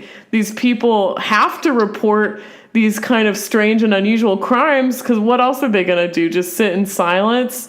But when they do report these cruel and unusual crimes, they end up sounding like they're just making it all up. And then it's like the perfect plausible deniability for the perpetrators, the criminals. Absolutely. Absolutely. It's actually mind-boggling. Because, you know, I grew up, my father was a very intelligent man. And both of my parents were very open-minded and, you know, taught us to think for ourselves, you know, and to not just trust everything you read or hear. So, you know, I grew up with that mindset, and, you know, even throughout graduate school, you know, I was very discerning about, you know, what I read, peer-reviewed articles and stuff. Sometimes I have to read 3 and 4 times, and it's like, what? Like, this is, no. But most people are not like that. You know, people like to belong to groups. Yes. Right? Yeah. They like to belong. And some people don't like to stand out. So somebody who thinks differently than the group is usually outcast. Yeah. You know, being like the black sheep of the family. You know, if you don't, you have to get along or you have, you know, to stay in the group. You have to, it's like a group think kind of thing. Go along to get along. Oh, that's what I was trying to remember. Yeah, go along to get along. And, but, you know, that to a certain degree, to a certain extent, that is all well and good. But when when somebody is being directly harmed by that group think, then there's something really wrong with that. I mean, and plus, I've read that we're turning into like a snitch society. Yes. Right? Yeah. Where they want people, like, you go to the FBI website, if you see something, say something. Well, okay, but does that not apply to me? Yep. I would see something, and I would say something, and they called me off to the emergency room. Right. Exactly. And you're reporting on the police themselves, and they don't like that at all. So you're not allowed to see something and say something about the police, but your neighbors are. That's okay. Yeah, so the morons that are stalking me now here in Kentucky see something, say something. Oh, they're reporting back. Oh, she's raking the leaves today. Oh, she just emptied the garbage. Oh, she's burning her trash. Like, what are they, like, this is crazy. It's very much, when I try to introduce the topic of gang stalking to people, I'll bring up the East Germany Stasi police, that whole mindset, you know. I think it was in the 80s where Zerzetzung was happening. It was the community out of control, paranoid community policing, almost kind of like the what would you call it? The communism scare here, the McCarthyism kind of snitch on your neighbor. And so people can Wikipedia look up Zerzetzung and see what kind of stuff the Stasi police was up to, pitting people against each other. Thank you for mentioning that. That's a very important point, and I wasn't even aware of what that meant until I came across a YouTube video of a man a targeted man from New York City, who had a series of videos about that, and mentions there's that song, and how that's basically what this is. It's a takedown program. It's a way of disrupting society, breaking up families. I mean, I don't know, you know, what your take is on all this, but the whole transgender movement, I'm watching some of the YouTube videos of what's happening to some of the music stars, you know, like Taylor Swift and, I'm forgetting some of the other ones, Beyonce. They're being like MK Ultra'd. Oh, yeah. Where they have this new persona. Yeah. That's like slutty. Oh yeah, absolutely. That's a huge, huge topic of discussion. But yeah, it's more satanic influence in our entertainment industry, without question. You Yeah. know. But just because it's in the back of my mind now, you had mentioned about the dental thing. So what happened was, I get radiated at night. Probably once or twice a month, I wake up with an excruciating headache. And for the record, I don't get headaches. I didn't get them in childhood. I didn't get them when I was PMSing and had PMS. I just don't get headaches. But since I started getting targeting, I get headaches. And my eyes will start hurting. They target my toes and my feet and my gums. My gums and my teeth. So I woke up one morning and my right jaw is killing me. And I touched my gum and it felt like, I can only describe it as having been to the dentist where you get the Novocaine, like, at the gum line. Yeah. And then then the Novocaine wears off and you've got that horrible pain from the needle. Oh. So that's exactly what I had. And I go to the mirror and my gum is so red. I photographed it. I mean, the best that I could, because it's very hard. It's really hard to photograph the inside of the mouth when you're holding a camera in one hand. Yeah. And, trying to angle it, but I did get a photo of that red point, and it lasted for a couple of days, but then I noticed my tooth under that was very sensitive, and the top part that would, where the tooth meets the gum, it's almost as like it had been shaved. Oh, that's horrifying, Lorraine. It is. Oh my God. And the thing is, like, I've only told a couple of people because it is so out of the realm of what I could discuss with most people. Yeah. It happened. It happened, and then my cameras, because the cameras are not only for movement but for sound. So I would play my cameras back, and I would hear the same sound every day.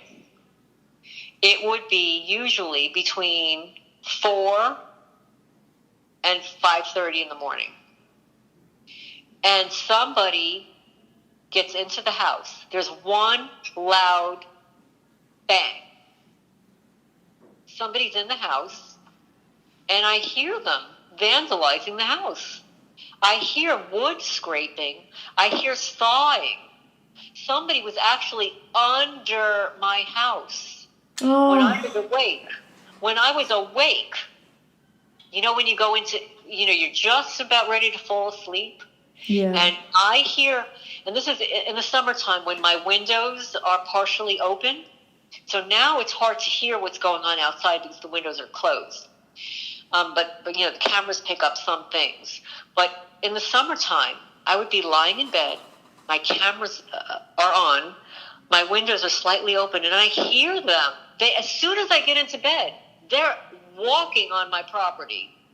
Because again, I am in the middle of nowhere. I have a gravel driveway, and you hear people walking. Yeah. And it wasn't a cat, it wasn't a dog, it wasn't an animal. And then while I'm lying in bed, somebody goes and dents a metal garbage pail. Scribbled with red ink all over my propane tank that had been just delivered.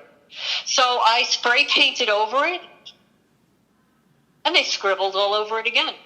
Oh, that's crazy. I saw pictures that you sent. That is nuts. Yeah. And yes. Oh, that's only a little bit of it.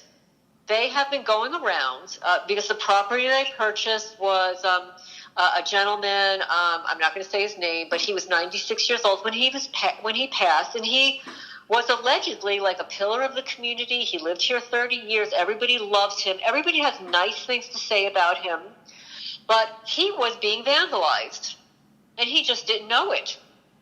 Because I see evidence of very old vandalism, but I also see vandalism that is happening directly to me, targeted to me directly, personally, because of the symbols that are being used. They're exactly the same as the etchings that they did in New Jersey. But I have a different kind of house here. Now, see, the difference in New Jersey, when I filed my insurance claim and they denied it because they said, oh, it was wear and tear.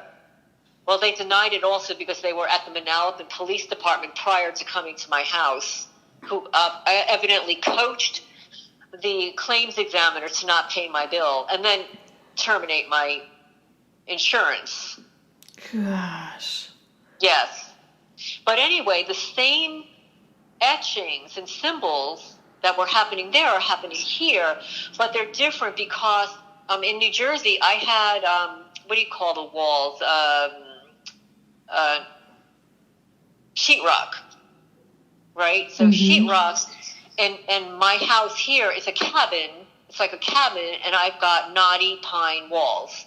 So the walls, the substance is different. So what they do is they go over to the knots, and they slice them.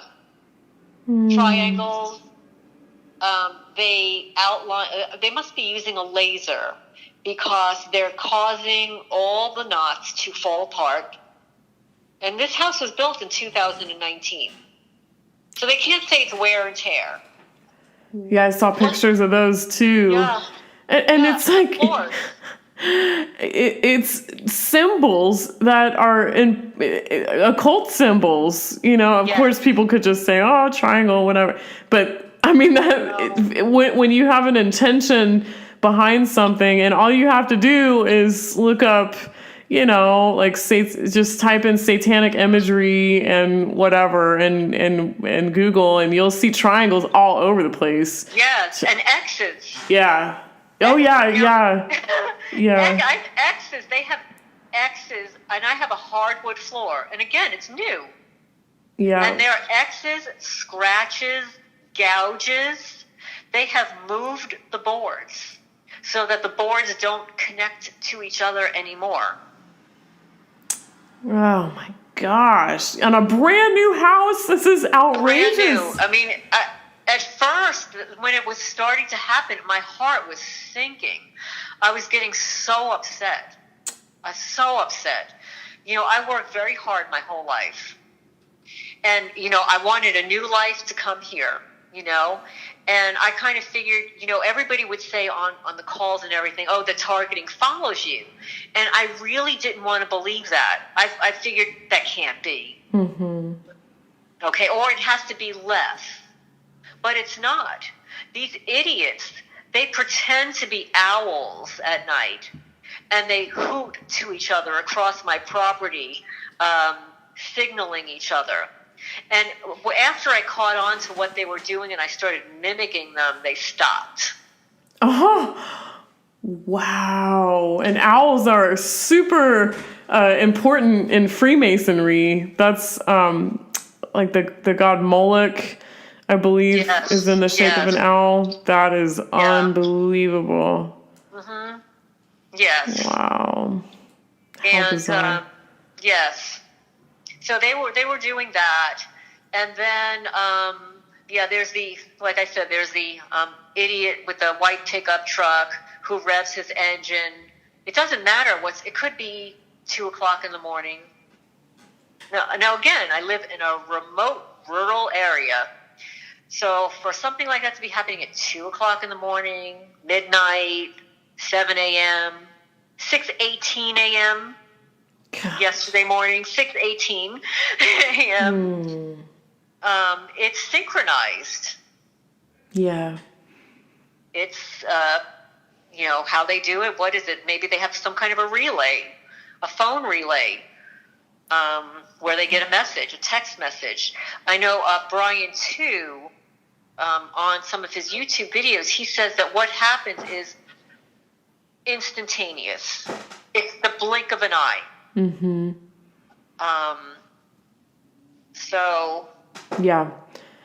And it's just so bizarre. Most people that are just hearing about gang stalking and stuff, they don't believe usually, and I didn't believe before I heard about all this stuff.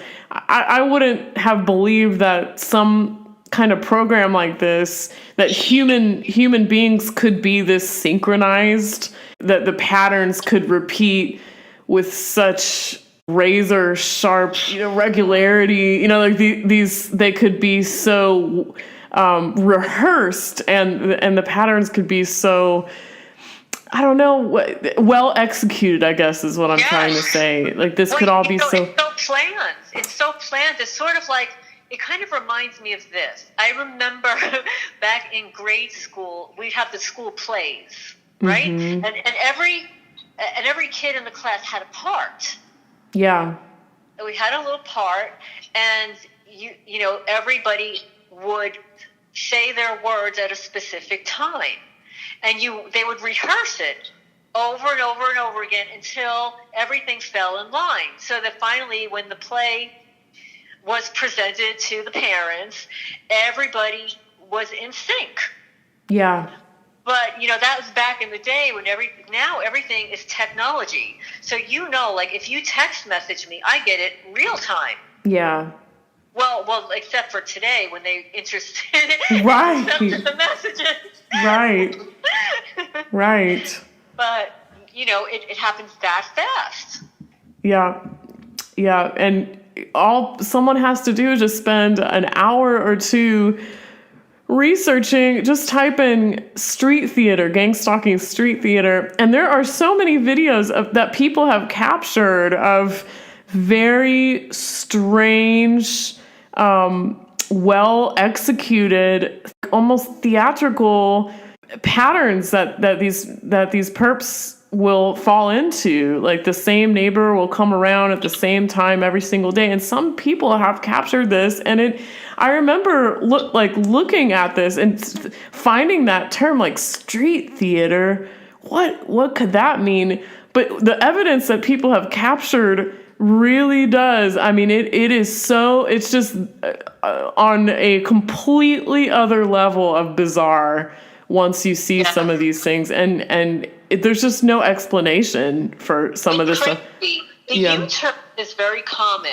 Mm-hmm. Like here, they do the U-turns in my driveway, but and they would do that in my driveway in New Jersey as well. But sometimes they do U-turns somewhere else. Oh, this is what I wanted to mention too. Now this gets really weird.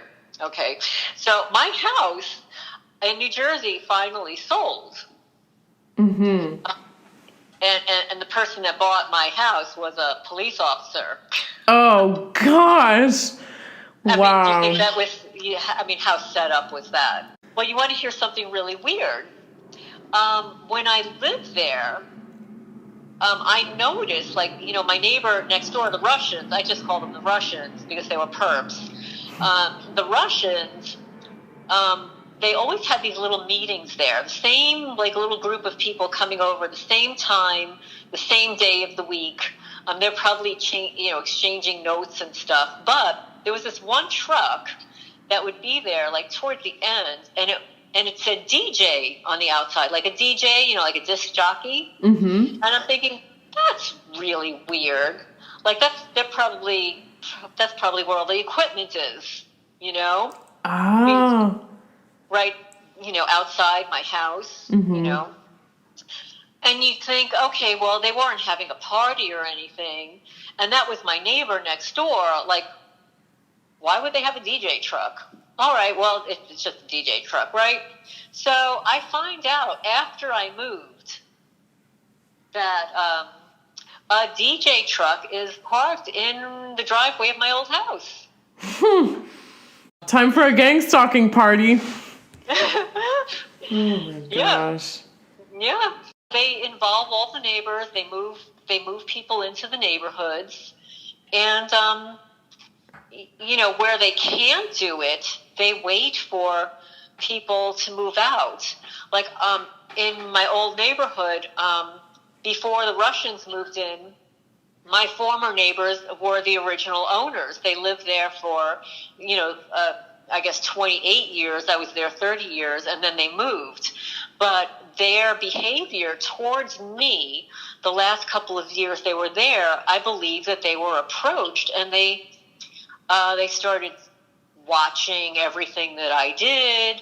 My friends would report that my neighbor would be staring them down. And then my long-term friends who lived diagonally across the street where the detective moved into, my long-term friends started acting really weird towards me. Like, we would go walking together and have lunch and stuff, and she just started acting weird. And then one day she texted me. She said, "Oh, I just wanted to let you know that," and this is while my house is listed for sale. She said, "I just want to let you know that we listed our house." Oh, wow. And meanwhile, just weeks prior, I asked her, when she was going to move, because we were the same age and her husband was going to retire at some point, and she did not disclose anything about moving or retiring or anything. So then within weeks, she was suddenly moving. Oh, how strange. Yeah, yes. So I don't know if she was approached to move. I don't know what the story was, but I never heard from her again. And since you had lived in your house in New Jersey for so many years, you noticed a marked difference, right? That there was like a certain year that you became targeted, that everything started like falling apart, and the vandalism started, and the neighbors, the attitudes started. So that was not always the case, right? How many years would you say you had normal years in that house in New Jersey? Oh, well, you mean normal when I was married to my ex-husband? Yeah, non-targeted years. Oh, untargeted, okay. Up until 2012. So I moved into that house in June of 1989. I moved in June of 1989. My daughter was only 3 weeks old, and then I divorced in 2003, and stayed in the house. And by 2012, things started changing around the neighborhood. And I noticed, and in hindsight, because I only found out what was happening to me by, looking on the internet and stuff in 2017. Gosh. But it had been going on since 2012. And it really started more in full force in 2013. 2016 was the worst. 16, 17, 18. And now I could say the 19 too, because here in Kentucky, I can't think of anything worse than having 11 of your cats murdered from May to November. Gosh, Lorraine. And of those cats, the oldest one was 6 years old. 6. How were you? So maybe talk about that. How did you find these cats? Did it all happen in a fairly short amount of time? Well, I'm going to tell you. Okay, so one of my cats, Callie, a big, beautiful calico cat, Callie. She was, a semi-feral cat, so I could not pet her, but she was house trained and, a otherwise loving cat. She would be walking around and she disappeared, just disappeared. And then 3 weeks later, And again, this is 10:30 at night. Somebody pulls into my driveway here in Kentucky while I'm living in my car. So there are two women. One is a neighbor, or, well, not really neighbor. They haven't moved in yet. So two women pull up, and she says, "Did you lose a cat?" 10:30 at night, pitch black. No kidding. Pitch black. One, how would you know that I live here? I just moved in. And two, because she doesn't live in that house yet. And how would you know, or how would you even think that I might have a cat? Mm-hmm. So she says, "Oh, well, you really should come over. Come out now. Maybe it needs to go to the doctor." It's 10:30 at night. I'm in my car, and the woman who's driving is sneering at me. Not only is she sneering at me, but she's got an infant sitting on her lap in the driver's seat without a belt or anything. But that's a whole story. They do things differently here. Mm-hmm. But as a parent, I was horrified. But so I'm looking at them and thinking, this is bizarre. One, I just moved here. I don't know who you are. I mean, I thought, is she a perpetrator? What's the deal? But the woman who was driving looked like a real bitch. Yeah. Honestly, I'm sorry, but she just looked she sneered at you and everything. Sneered at me as if she hated me. As if she knew something about me that she hated. That's very telling. Yes. It's just, like I said, another instance of strange body language coming from people that are perpetrators or perps. Yes. So then this other woman who was friendlier is saying, well, the cat it's like a calico cat. It's like orange and black. And I said, well, it could be mine, but I don't know. I mean, where this woman lives, I mean, it would kind of be a stretch for like one of my cats to be all the way over there. But it had been raining a lot here, and it would get dark, and there was no light and everything, and it's possible, for a cat to become disoriented, get lost because they're not accustomed to the area. So I said, well, what, how about I come over in the morning? I'll come over with a trap and a pet carrier. And she said, well, you better come quick or whatever. She looked like she was hurt.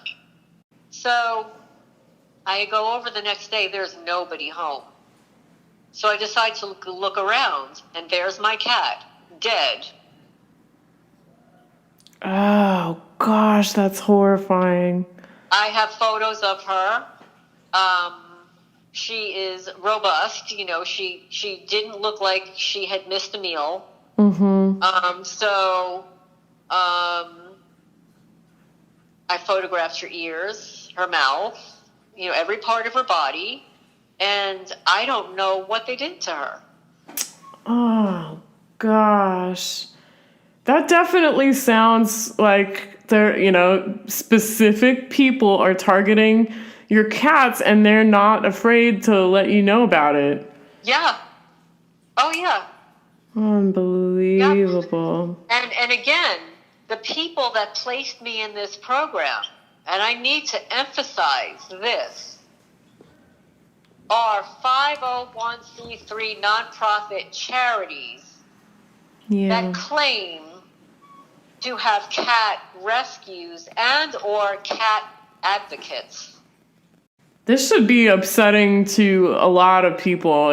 I'm certainly just wondering, just like Child Protective Services here or foster care running child trafficking operations out of, it makes me wonder now how many nonprofit pet rescue organizations are actually funneling these pets for occult type crimes, sacrifices. I mean, some people may laugh at that kind of thing, but man, oh man, if people could only listen to people that have come out of satanic cults and hear about the kind of rituals. They do animal sacrifices. They do. Well, they do.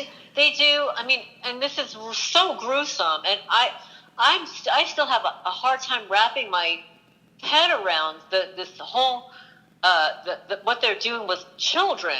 Yeah. But if they could do this to children, babies, if they could steal people's kids and sell them to these elite, sick men and women, then animals, cats, dogs, nothing. Yeah. They sell them for research.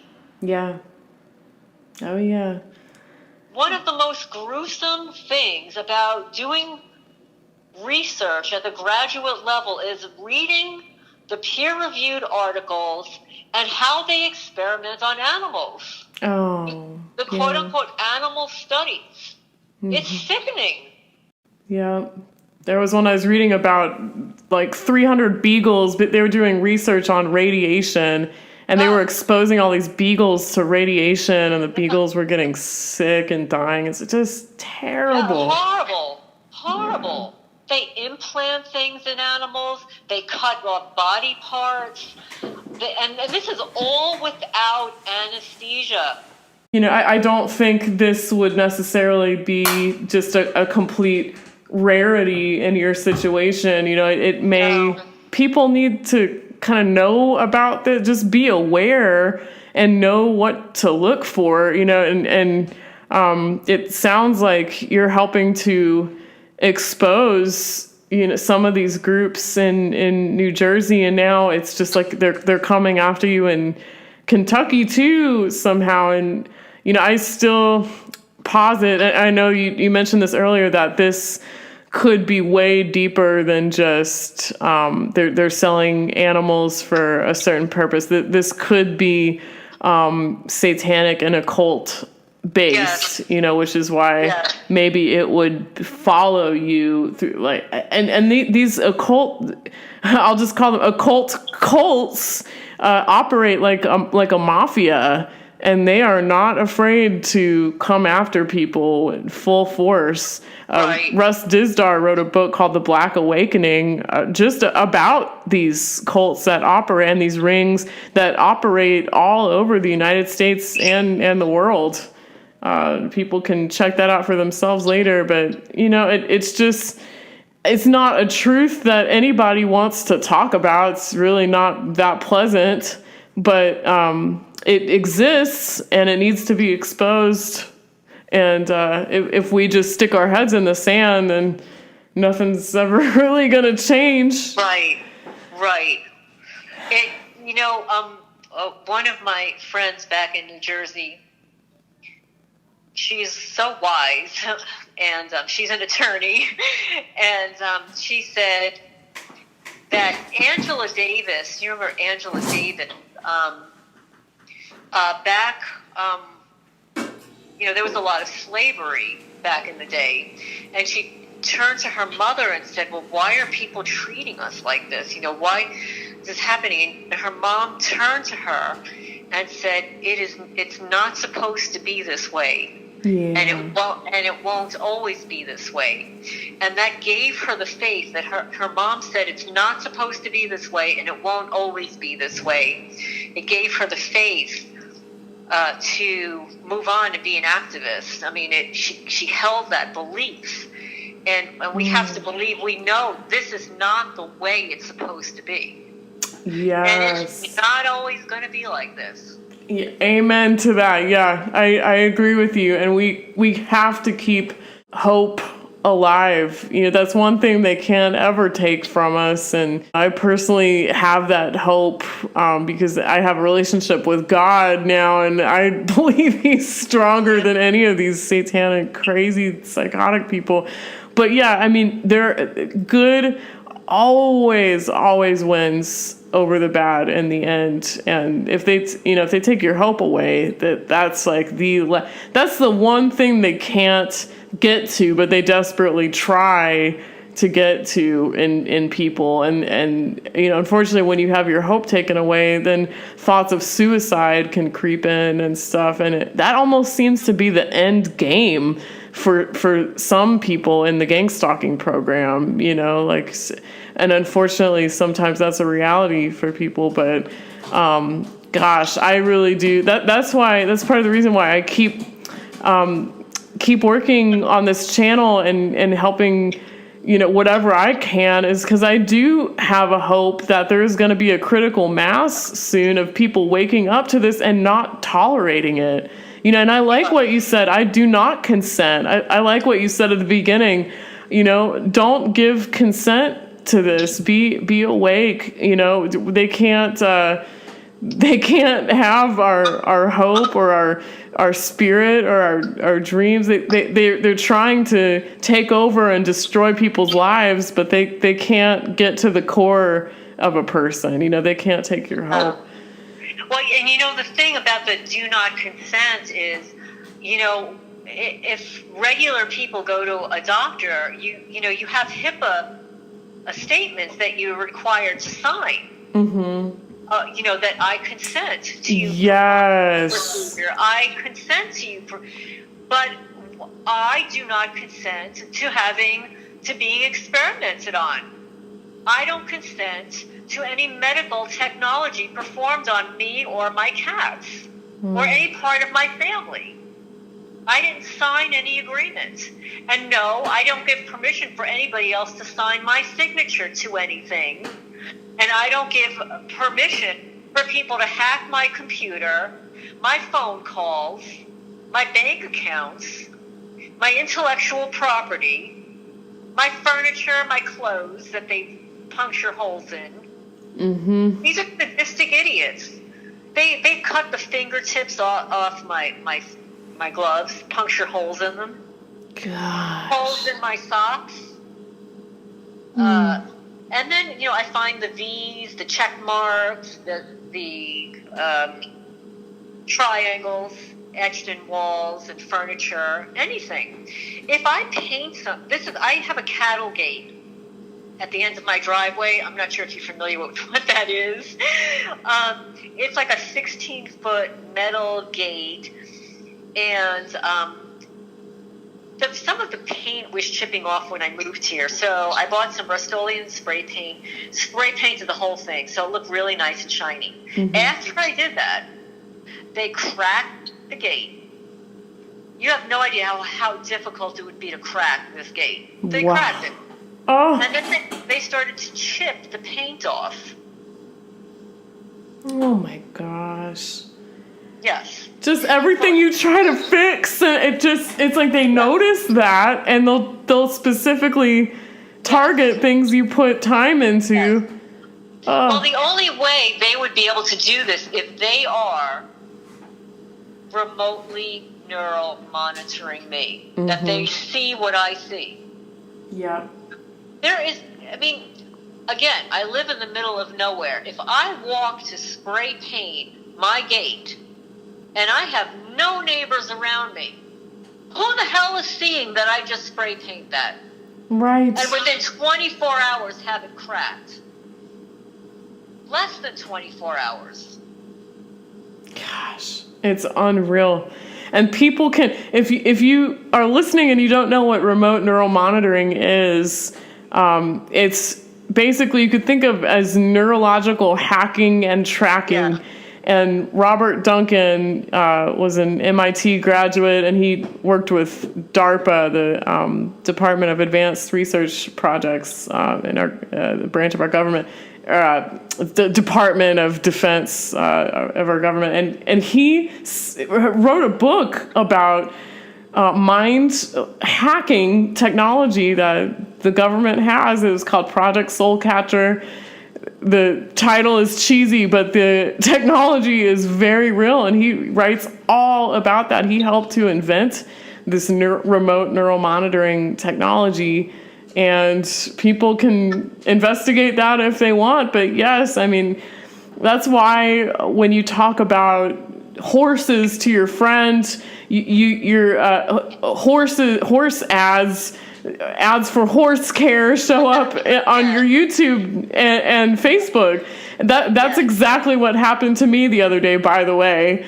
It's like, and so, I mean, I'm not saying I'm remote neural monitor, but there is technology that we're all put under, advanced surveillance technology that everybody is put under. Even things you say, if you're away from your phone or computer, things you say or do or look at, you'll notice you'll get advertised stuff like that. And well, I have to tell you something about that.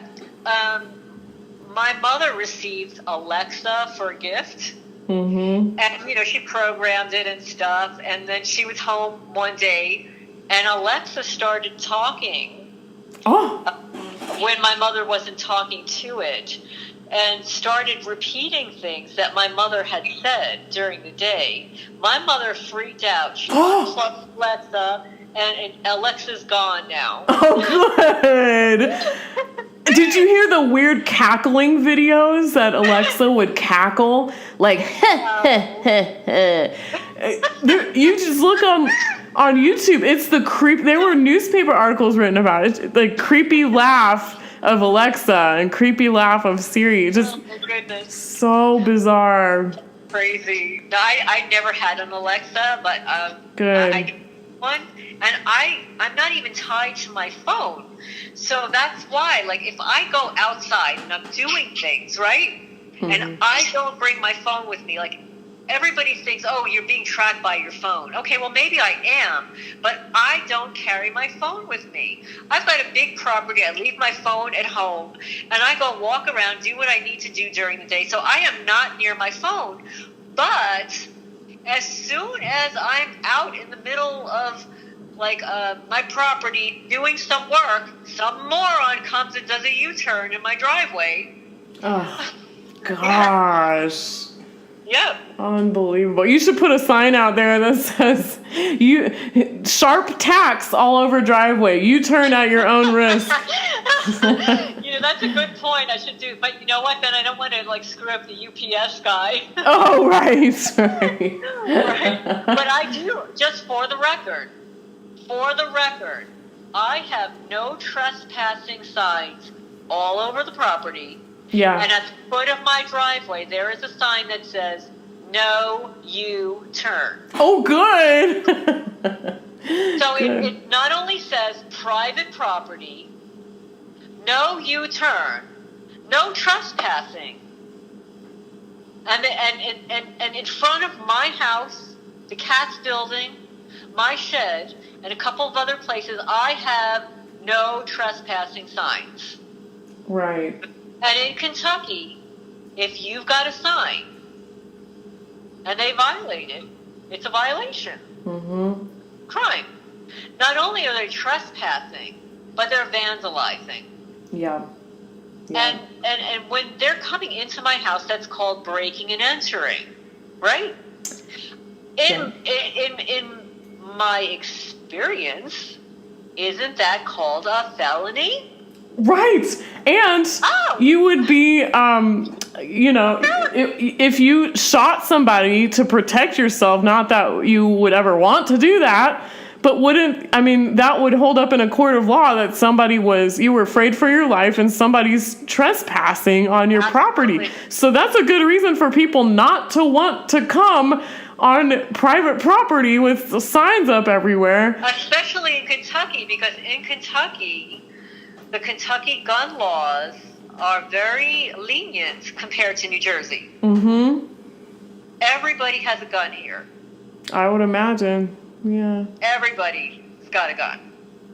Multiple guns, weapons. Everybody has them. And then it's just like you must. It almost must be attractive, the thought to have a weapon like that to protect yourself. But then again, somebody wise told me, don't ever have a weapon lying around that you wouldn't want used on yourself. Absolutely. You never know. If you don't know how to use something. But the alternate side of that, because I'm not a proponent of guns. I don't care if other people have them. Everybody has the right to bear arms, in my opinion. I've never wanted one.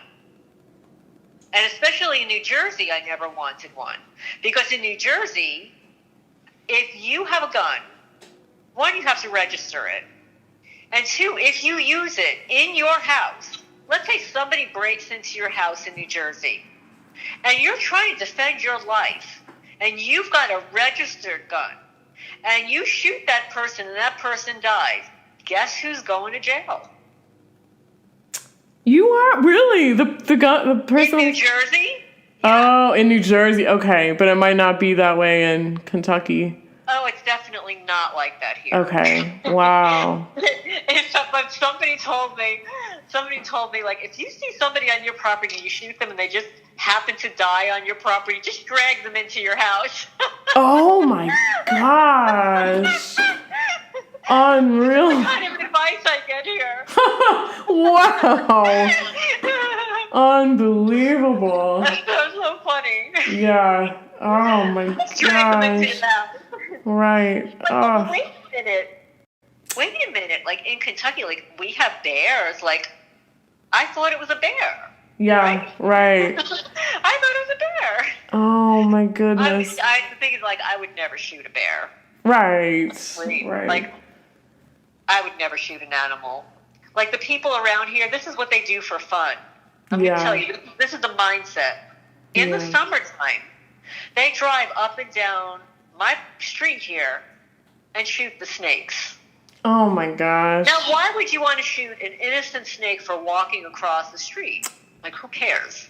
But yeah, I'm just sitting here thinking, there's just, if anybody in their right mind is listening to this and they think somebody like you is fabricating all of this stuff, like there are obviously laws in Kentucky where you can shoot an intruder in your house and whatever. Who is gonna bother to like break into your house? Who is gonna bother to come and do all this crazy stuff in your house? It just doesn't make sense. But I don't believe that you would be making up all of these individual stories. There's just so many things that don't add up. They're just so bizarre, but yet they match up with every other testimony of other targeted individuals, the strange break-ins, the street theater, the weird interactions, the people showing up late at night, doing these weird things, people coming out at the same time that you exit your house every day. This is protocol. This is, if people could just research, just type in gang-stalking protocols, gang-stalking symptoms. Everything Lorraine's saying matches up with this. And I keep saying, in every one of these testimonies, if you were making this up for attention or something, first of all, you'd have to be like on the level of Andy Kaufman, or like Jim Carrey or something as an improv comedian to think of all this stuff and to be able to repeat it time and time again. You're not making this up, and for what reason would you do that? So, I mean, you just have to come to the conclusion that maybe these really strange events really are happening to people all over the world, just like they say they are. When I was selling my house, my third real estate agent, she was the one who was really great.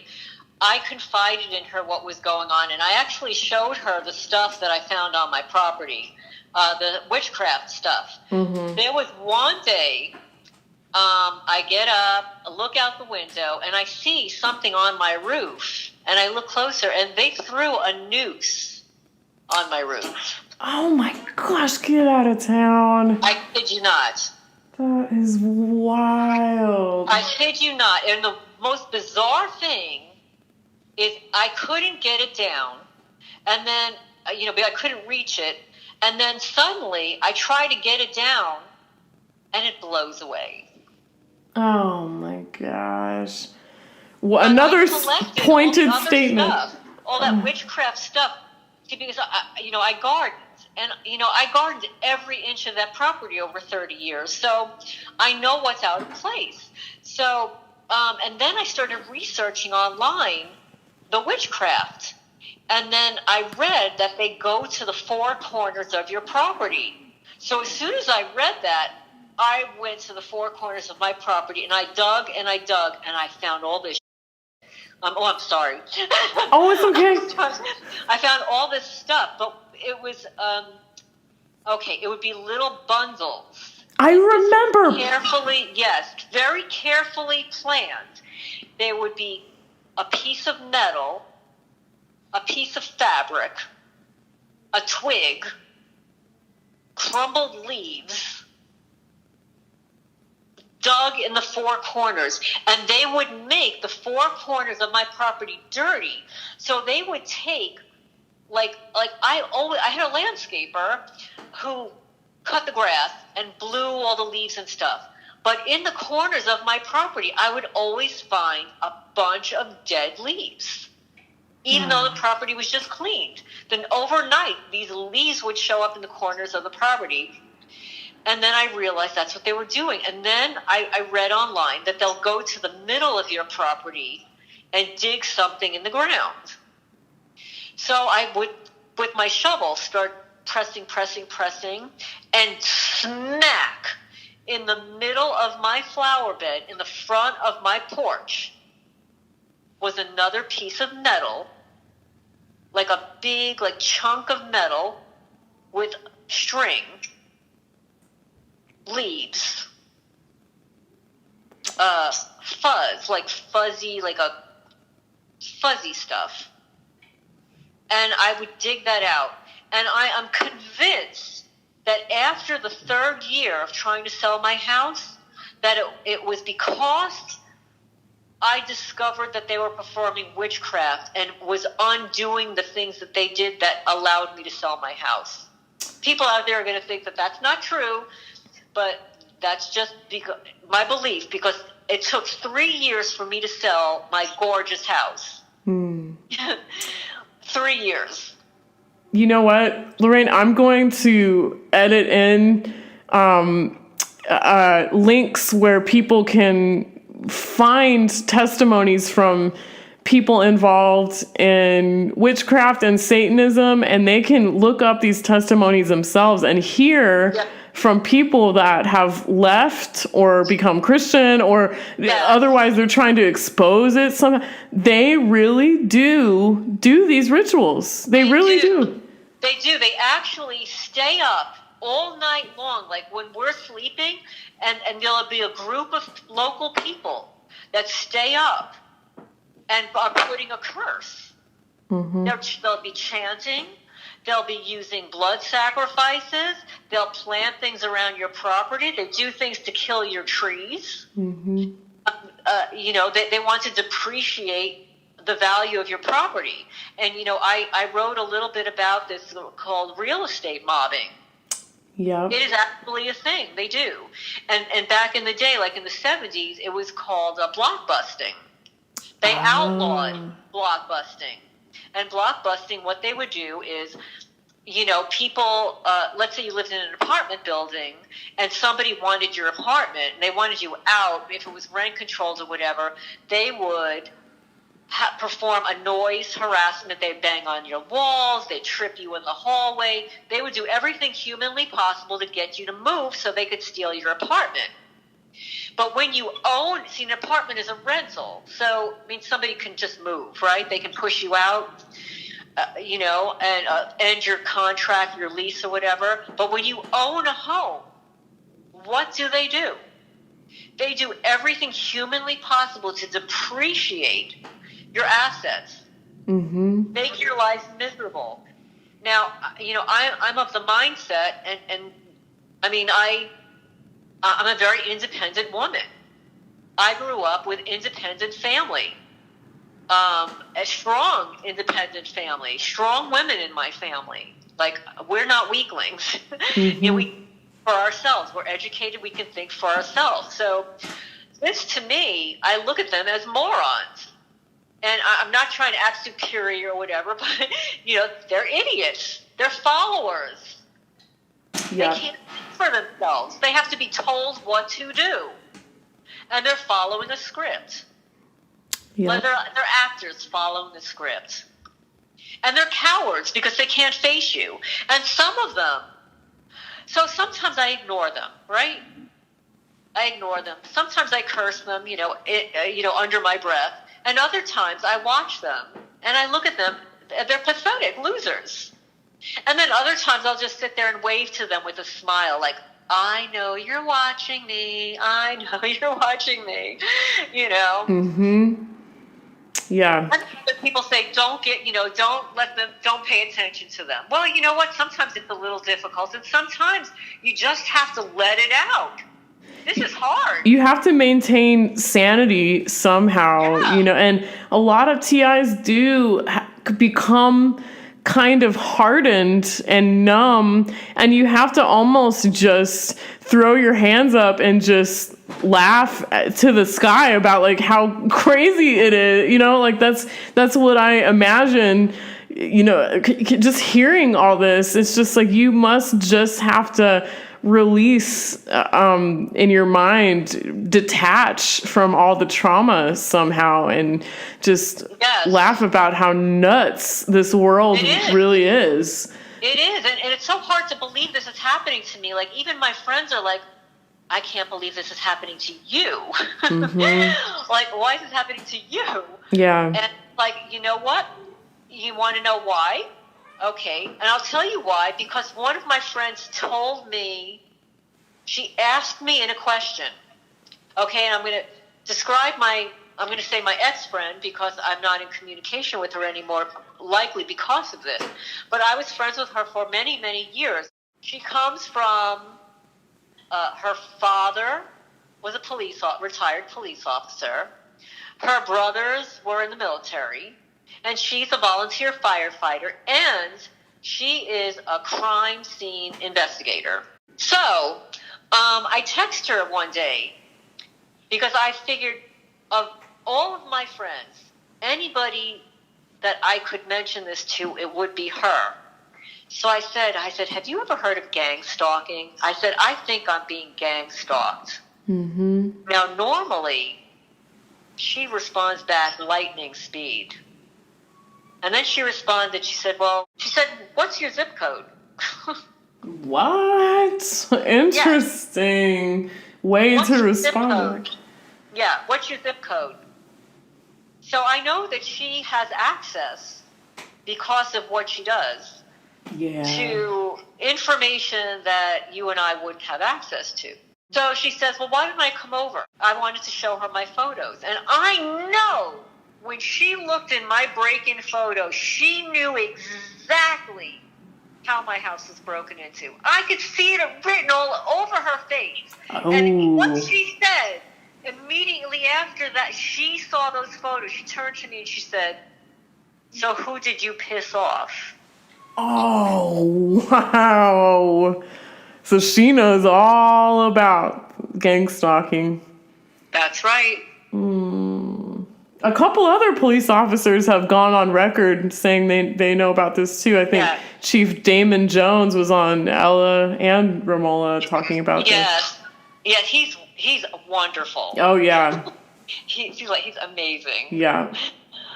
Yeah, I respect him a lot, and I'll link to his testimony in the description box. He blew the whistle on gang stalking that was going on in his police department, and he stumbled into knowing about it, but now he's working to expose it. And there are a couple other ones I've heard too, and it's just this program is very real. It's I've said this before, and I'll say it again. To write this whole phenomenon off is intellectually lazy because there's so much information about it from credible sources. Yes. And you know what this is, and I call it a revenge for hire program. I mean, like my forensics person, crime scene investigator friend said to me, so who did you piss off? Mm-hmm. that's what it is. It's a revenge for hire program. Yeah, that's a great way to describe it. But could you imagine wielding the power to put somebody in this program? Could you imagine what kind of insane stuff you have to do to get on the inside of something like this? Well, it's so it's alarming and fascinating at the same time, because, like I said earlier, if I don't like somebody, I'm just going to stay clear. I'm going to have nothing to do with them. My mind is not, well, I've got to get revenge on this person. Right.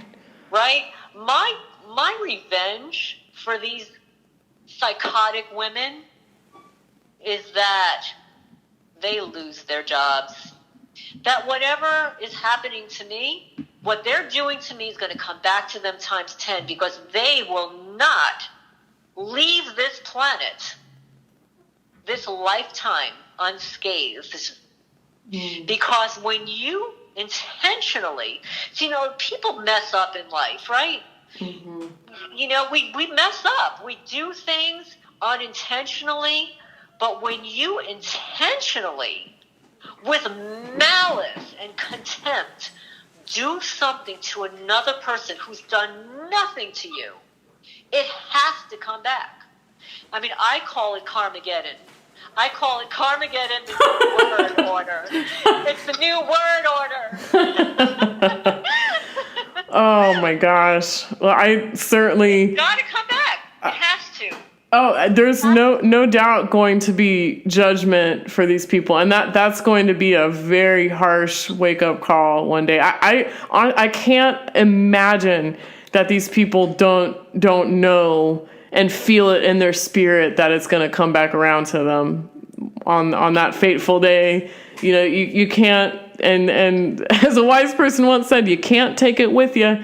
No matter what kind of prizes and money and gifts these guys, or power that they think they're receiving from doing this to people, it's going to be trinkets. It just going to all crumble to dust come Judgment Day. I mean, that's you really, it's not going to be worth it. And see, the thing is, you know what? It all comes down to character as well. This is like, if somebody were to come up to me, somebody that I don't know, even an authority, and said, "Hey, Lorraine, I'll give you some money. Can you just go stalk that person?" I'd look at that person and say, "What the hell?" Like, no way in hell. Yeah. I cannot be bought. You can't buy me. And unfortunately, within this community, that mindset, that character trait, doesn't carry through to everyone. Right. Right. Yeah, it's just unfathomable sometimes, but I think people write off people that are involved in Satanism and occult crimes. The crimes are so evil that they can't believe they're real. But that's because we have a very different mindset. Most people have a healthy mindset, or at least not a psychotic mindset. But I couldn't even imagine. These people don't care if extreme violence happens to humans, children, or animals. They get off on it. It's just a completely different mindset. And it's a hard to, again, it's a kind of hard, it's for good people who, have lived good their whole lives or whatever, to wrap their minds around how sadistic and satanic this is. It's a dissonance. They can't, they block it out. It's too traumatic. It's too painful. Yeah. When I started watching some YouTube videos about MK Ultra and the women's testimony, I absolutely believed everything that they were saying, but I was so distraught. Oh yeah. you know, I felt their pain. Yeah. But like, how can somebody sell their child into? How can a mother do that? How can a father do that? I mean, I had a hard time and thinking how somebody's going to recover from that kind of trauma. Like, a lot of targeted people have disclosed that they experience like horrible things in their childhood. I'm going to say for the record, I didn't have any of that stuff. I didn't have any of that. So we didn't have a lot of money. There's sometimes we didn't have enough food, and we lived very meagerly and stuff. And my mother had to work 6 days a week and stuff. But I didn't have any of that stuff happen to me in childhood. That I've heard from other targeted folks saying, "Oh, well, I was targeted from birth. I had this, I had that, and my parents did this to me." I didn't have any of that. And that's interesting. I love to hear from all kinds of people, because we find out more about the targeting program through people's testimonies. And it sounds to me like, yes, a lot of TIs they feel like they've been targeted their whole lives because maybe they came out of one of these generational satanic cults, elite satanic families where they sell their children into this program and they perform MK Ultra type mind control, trauma-based mind control. But a lot of TIs, it seems that they have only entered into the targeting program through this is a contract or a retaliation type of assault on somebody, a retaliatory effort, and imposed on a target by someone that's well connected or that has the power to do this. So it's a variety, and it's frustrating almost that there is not more uniformity of these testimonies, but there is enough clear uniformity of targeted testimonies of targeted individuals to make it just astoundingly clear that this is a program. It differs sometimes a lot from TI to TI, but it is it is one uniform program, and people can come into it through a variety of means. But I'm glad to hear that you did not experience abuse in childhood or anything like that, and that you were able to lead a completely normal life until about 2012, it seems, which further to me just makes a case for you, a very convincing case, because again, you don't have a history of mental illness or drug abuse.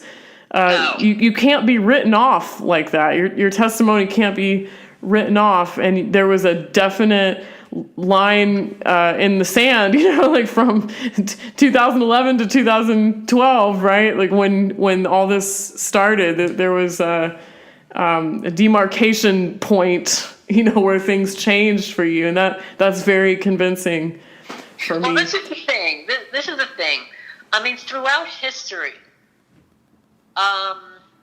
women have been institutionalized for speaking the truth. Yes. When women started to, like, this is during the Freudian era, right? Mm-hmm. So during the therapeutic process, women would go to their male therapist, right? There were very few female therapists back then. Mm-hmm. The male therapist, and through psychotherapy and through hypnosis, would report the molestation and rape by a family member. Yeah. And in almost every instance, that male doctor would hide those results and label her mentally ill, and she would be hauled off to a mental home. That is such a good point. The truth. And called hysterical, right? Like they have hysterical, absolutely. Yes. Yes. And there is a female psychologist named Alice Miller, who in her books, I think it was Trauma of the Gifted Child, and then something about speaking the truth, she blows the whistle on these male therapists back in the day that did this to women. And that women have been ostracized, annihilated for speaking the truth for generations. And women, and I've even counseled some of these women, who are in the 70s and 80s, and it was routine and expected that they would be molested by some male family member. Unbelievable. I've got to get that book. What's that called again? I think it's the drama of the gifted child, Wow. or the tragedy of the gifted child. But it's Dr. Alice Miller. She's got many books, and a lot of times, a gifted person, somebody who thinks out of the box, somebody who has a different personality type, like there's 4 different personality types, and there's one personality type that is more rare than the others, and then another personality type that is more common amongst the general population, right? So the person who has the rarer personality type is the outcast. Yeah. So, and then look at, all of the creators throughout history have been ostracized at some point because they think that's the box. They stay to themselves. They create, and it's not the norm, right? So she wrote about how tragic it was that this happened to women, and she's giving them a voice. She's giving them a voice through her books. And also, it speaks volumes about the psychology profession, of which I am one. Yep. But, when I went into it, I didn't know what I know now about it. Yeah. And, which is why, in my master's degree, I started out in the field of mental health. And my first course, all it talked about medication, and I was like, I got to get out of this. I've got to change my major. I got to get out of this, and I begged out of it, and I got out of it, and I switched to health psychology. Good for you. Out of mental health. So for the record, in my undergraduate degree, I studied abnormal, deviant, and violent psychology. That was my concentration. With a second concentration in addictive behavior.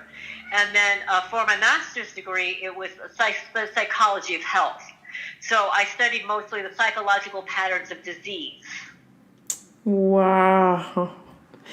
Yes. And it just speaks volumes to me too that you were in the area, you were studying in the field of psychology. You have a master's degree, right? In my goodness. You want to hear the weird thing? The weirdest thing? Like, even when I was married to my ex-husband, he would shake his head at the kind of books I was reading.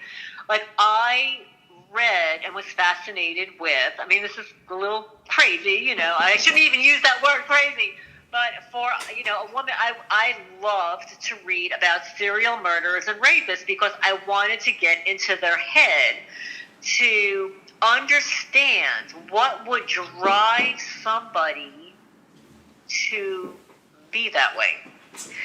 And then I stumbled across a book about dangerous children. And many of these children that grew into criminals in childhood had untreated very high fevers that cause a little bit of brain damage. Very high untreated brain damage or untreated ear infections. Now, I've never heard that, but brain damage I mean, that makes sense, you know, if when a specific area of your brain is damaged. Even in satanic rituals, I've heard that Kathy O'Brien is a famous survivor, outspoken survivor. She said they used to feed her abusers used to feed her fake sugar. What was it? It's chemical sugar. It starts with an A. Saccharin. Sodium saccharin? Either saccharin or it's one starts with an A, like aspartame? Aspartame, yeah, exactly. And she said they used to feed her aspartame, and she felt like it would brain damage her. And it's a neurotoxin. Yeah. Neurotoxin. And so I understand that brain damage is part of. Yeah, it can lead to the trauma. Also, at an early age, is supposed to damage the part of your brain responsible for causing you to feel empathy. I don't know if it's the hippocampus or what, frontal lobe.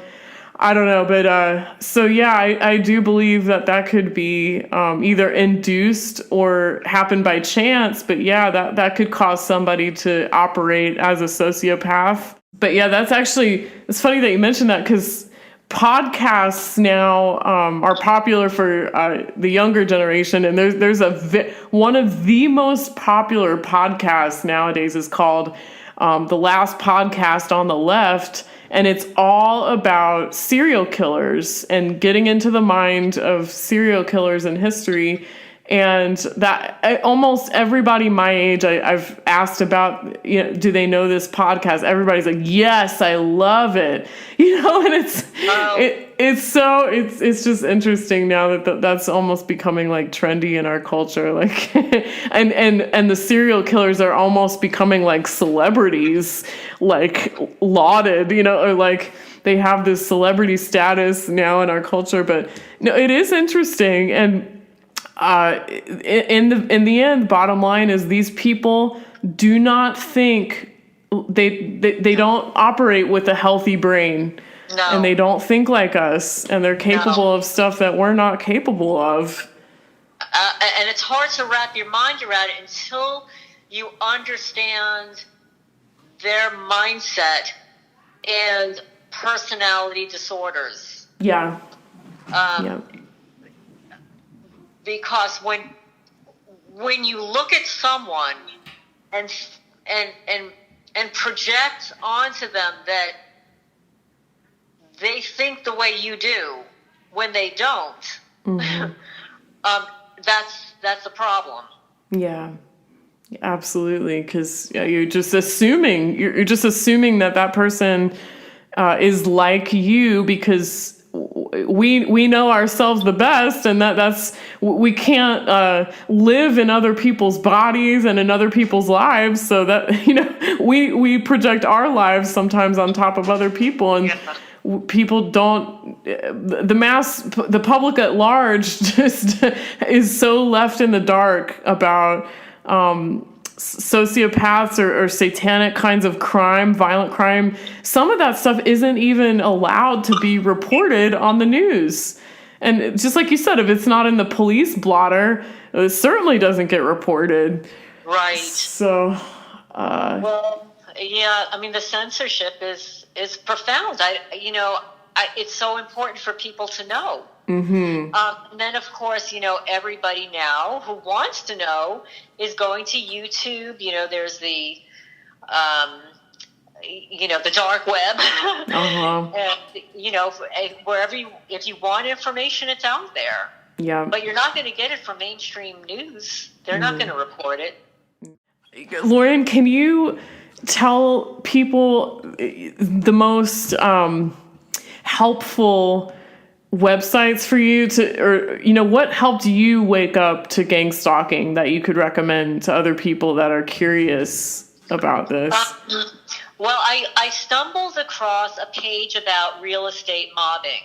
Yeah, we'll have to link that. And it's actually called rentalharassment.com or rentalharassment.html, and I believe it was happening in Seattle or California.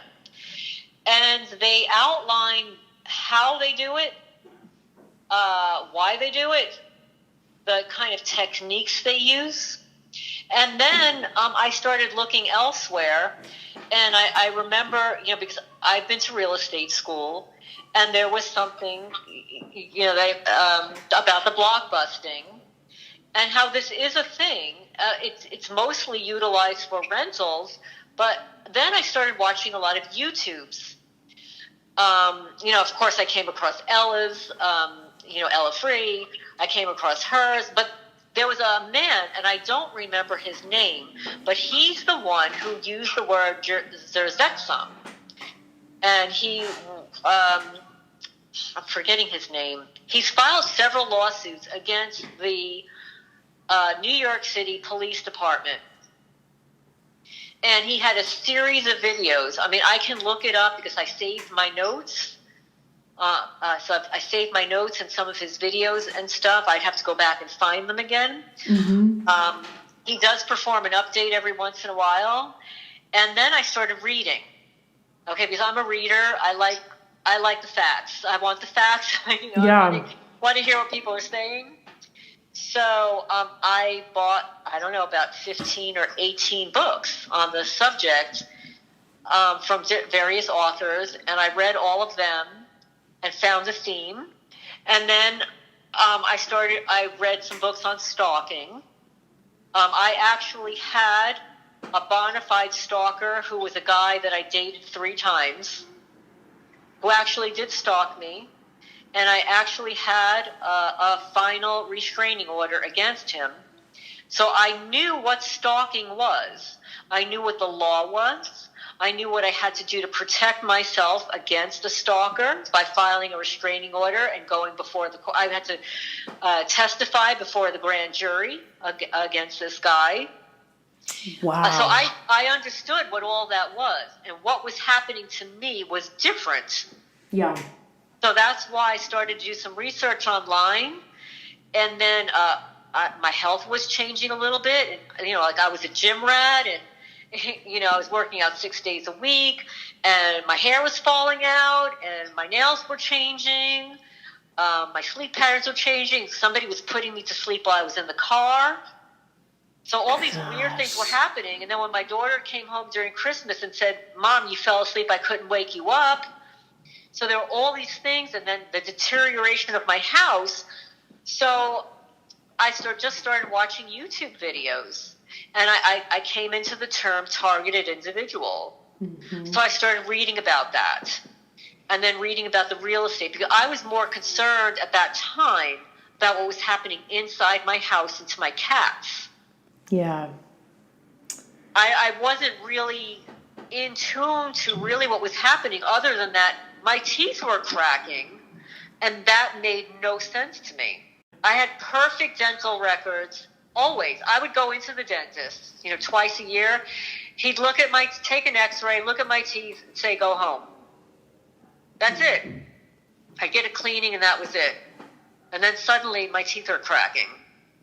Gosh, something's up. Yeah. So, the plausible deniability is, oh, well, she's aging. Mm-hmm. I'm going to tell you that I was in my best physical condition at the age of 54. Mm-hmm. The best of my life, even though I worked out like my whole life. I danced as a young person, as a teenager. I was a gymnastics coach for a camp. So I was always physically active. I walked marathons. But when I was 54, I was in the best physical condition of my life. So they can't say, well, plausible deniability. Mm-hmm. I had perfect health. I lived an organic life. So it made no sense. That this was happening to me. My friends would be, like, why is this happening to you? Mm-hmm. Why?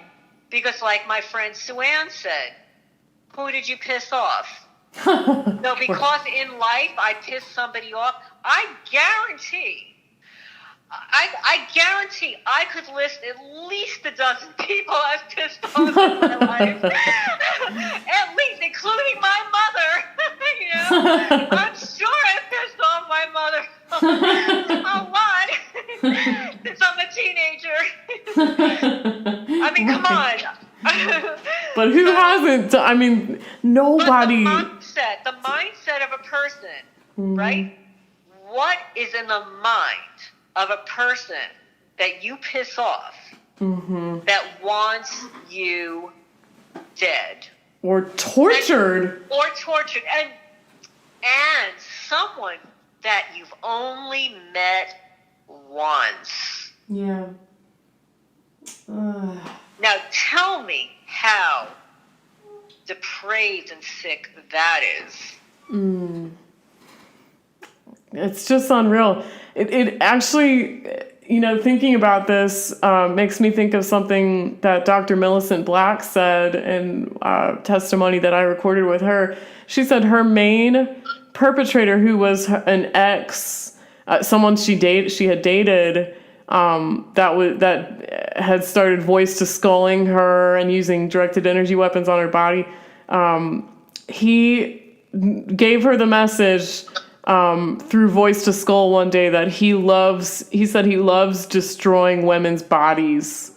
And that is exactly it. That's what it seems like. Sometimes they do target people that are at their peak physical fitness, and it's just almost like they enjoy trying to tear people's lives apart. They do. I mean, I heard another testimony on I think it was Frank Allen's call, and I don't hear her speaking anymore. She came on for a short while, and she said that she was buff, went to the gym, solid muscles and stuff. That was like me too. And, was that Tina Plackinger? No, Tina still works out and stuff. No, not Tina. Not Tina. It was a younger woman she was kind of new to the community, I think. But I don't hear her anymore, although I'm not on the calls all that much either. But she said that within a couple of months, all of her muscle tone disappeared. Ooh. The same thing happened to me. Same. And not to be like, but I had a really nice body. I did. I had a very nice body. My body trait was that everybody would comment on my butt, right? Mm-hmm. I had a butt, right? I don't have a butt anymore. It's gone. That's wild that you say that. My a TI friend that just came to stay with me said she had like rapid weight loss as she began to be intensely targeted, but her muscle mass was disappearing, and she said her skin started to just like hang off her bones, and also that her birds were rapidly losing weight too. And yes, they do that. The cats start to lose weight, and that woman that you interviewed with the birds. Yeah. Yes, I will be calling her, but they killed my bird also. I don't know if you know, I had a canary. Even with a house full of cats, I had a canary, and I had him for 8 years, and they killed him too. Oh. But yeah, so that they do. What they do, I've figured out, whatever it is that is good about you, that you love, that other people love about you, they target. They want it gone. When I would be walking in the house in New Jersey, and I would feel like a laser coming across me, and suddenly my fingernail would fall off. Literally. What? It was like somebody had just sliced it off. And I'd look at my fingernails like, where did that go? They just sliced it off. I would, in the house, walking around, have cuts on my face. I would feel it happening, and it happens here in Kentucky. And I sent the photos to, Skizit from Citizens Against Harmful Technology, and some of those photos are in her newsletter. I could send them to you as well. But I was sitting on my couch here, and suddenly I feel heat on my forehead. I go to the mirror, and I was burned on my forehead. And they keep burning me in the same place and on my upper left calf. Gosh. It's like they're trying to immobilize me somehow. That is unbelievable. Yes. Yeah, please do send me those pictures and I'll edit will. them into the I video. have a lot of photos to send you, but we'll see. Hopefully they'll get to you. But I also have the video of the man caught on my camera with a pistol. Gosh. And if that isn't evidence that somebody's harassing me, I don't know what is. And I've had other targeted folks say, wow, you have amazing evidence. It's like, well, the more evidence I collect, the more nothing gets done about anything.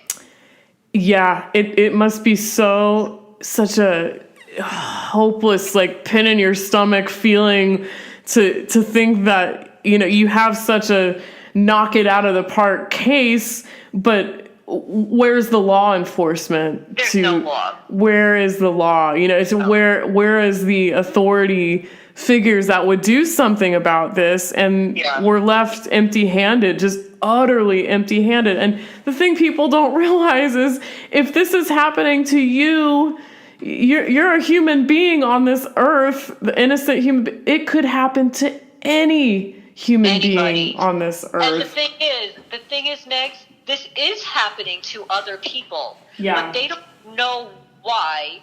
They don't have a term for it.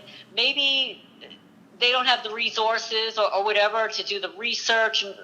They just don't know what's going on. I didn't know what was going on for years. I knew something was. Mm-hmm. I didn't have a word for it. I didn't have a term for it. I didn't have the vocabulary. I was too busy. I was also busy.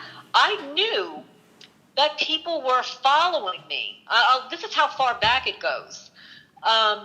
When I was researching where I wanted to live and I decided upon Kentucky, I was flying into Lexington. Well, there I go. But I was flying into Lexington and staying in a hotel, and I noticed people following me in the hallways, staring at me. These were not local folks. And these were mostly women, like dressed somewhat nicely, but they would pass me in the hallway and just look at me a little too long, right? And the last time I stayed, in a hotel, I was having such a hard time sleeping, and I was in good health and everything, but that woman I kept seeing her in the hallway. And I think she did something to my hotel room, because the next morning I woke up and my back was in spasm. Oh, no. I almost could not get on my plane because I almost couldn't drive. I couldn't get into the car to press my leg on the gas pedal. Gosh. I almost missed my flight because I almost couldn't drive back to the airport. Yeah. It's just unreal, the level of coordination with this program. But I mean, just because we can't explain it completely doesn't mean it's not happening. And that's what people don't understand. Mm-hmm. It's definitely. I actually saw, like, some other targeted folks have said that they have seen, like, the guys in suits walking around their neighborhood, like knocking on doors. Well, I did see that in my neighborhood in New Jersey, but nobody came to my door. But every time I was outside, they would just look at me. It's just so bizarre.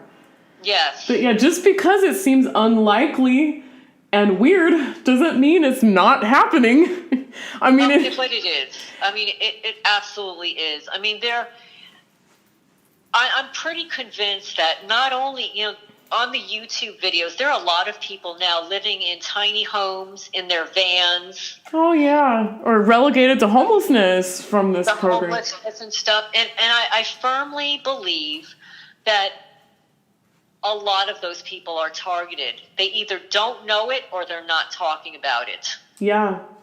Yeah. Yeah, I talked to one of my friends that's targeted the other night, and he was saying in San Francisco he saw a public protest where they were handing out flyers about the targeting program and electronic harassment.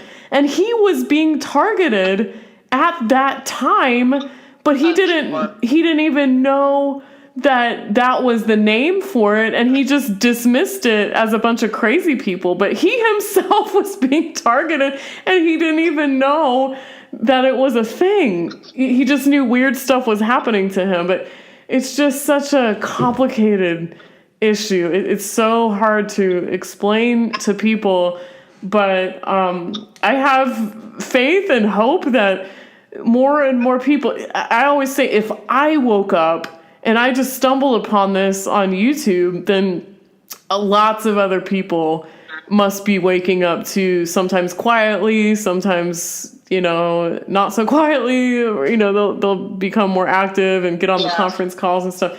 But I do believe a critical mass is surely going to be reached soon. Just think about how many books are written about targeted individuals now. I mean, it's just not something.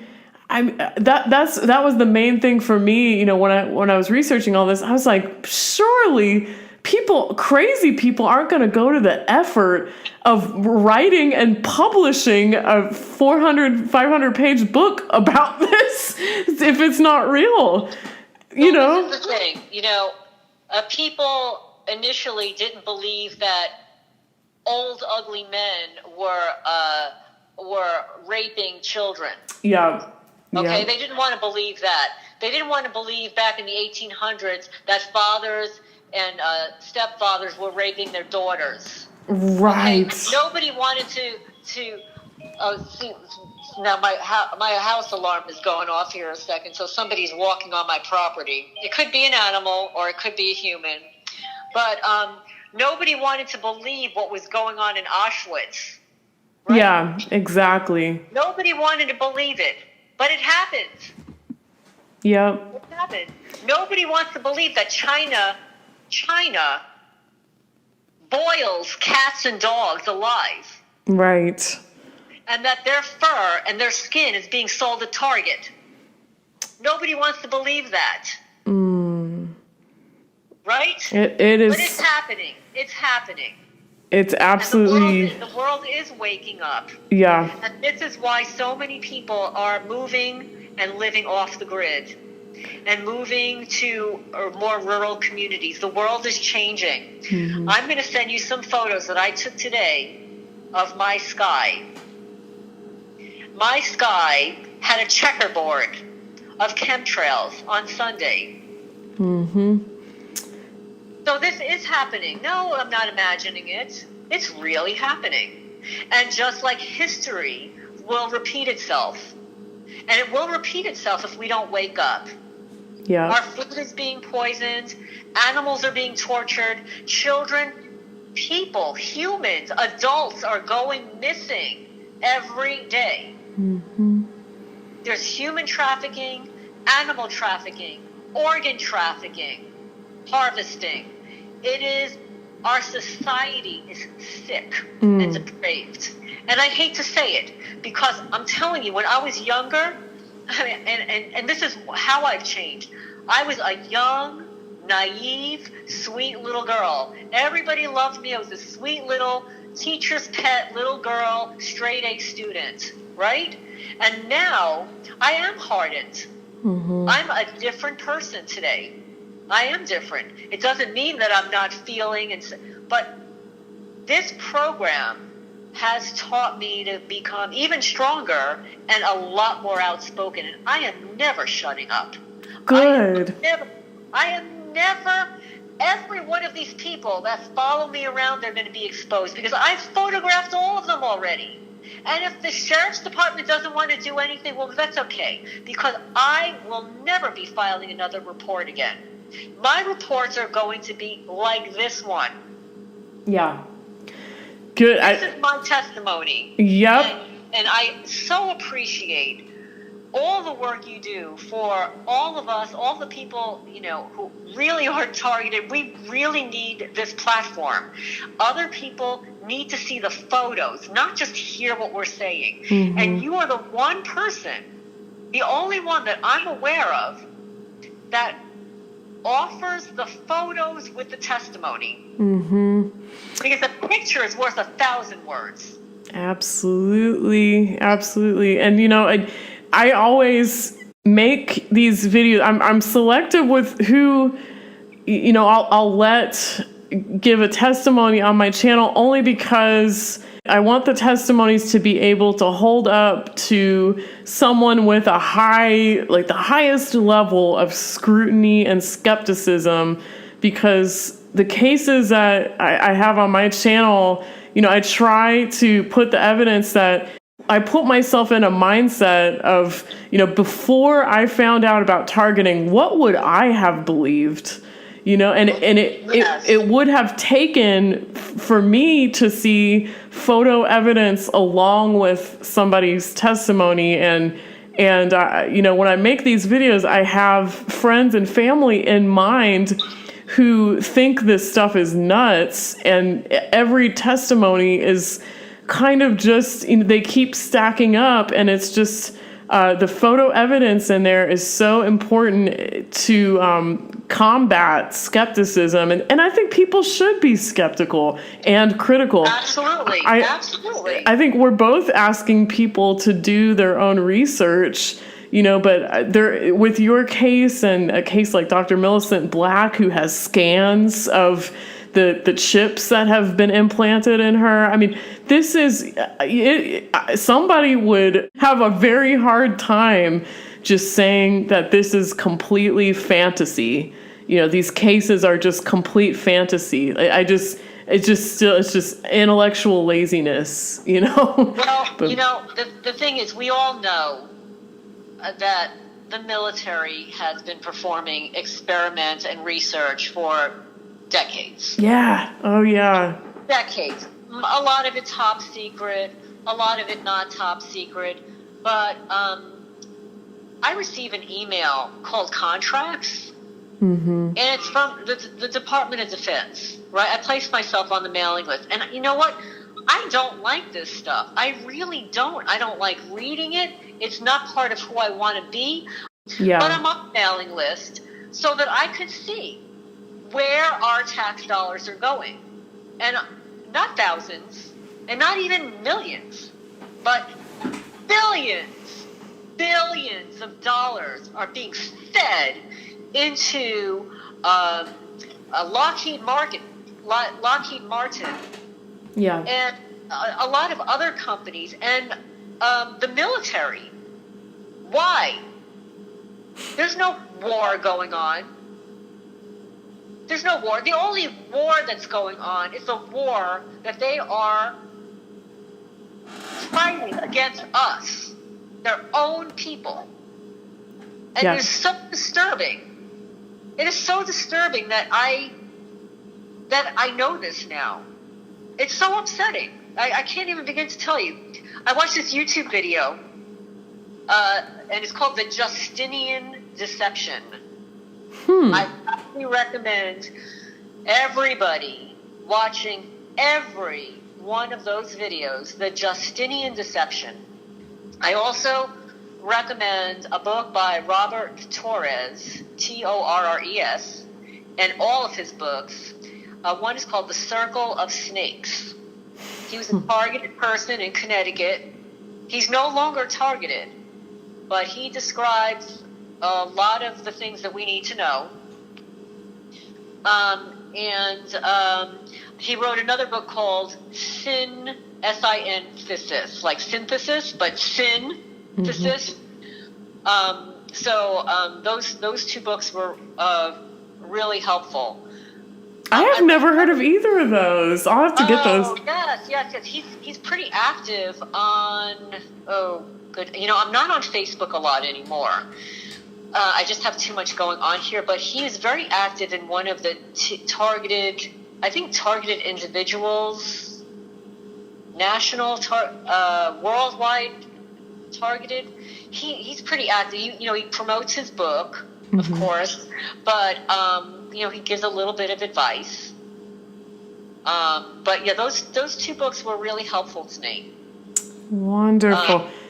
And did you say you're going to start your own conference call at some point? At some point. I'm really having a hard time getting settled in here because I'm having a hard time getting contractors to work here. And my mother brought it to my attention today. She said, Lorraine, what are the first 3 letters in the word contractor? Your mom is pretty sharp. She's very sharp. She's very sharp. And she believes what's going on here, and she knows what's going on. Oh, she doesn't good. like it. I don't tell her everything because, she's in her 80s and I don't want anything to happen to her. Yeah. But she's very supportive, and she knows. That's a real blessing. Well, I explained to her that this is the new world of organized crime. Yeah.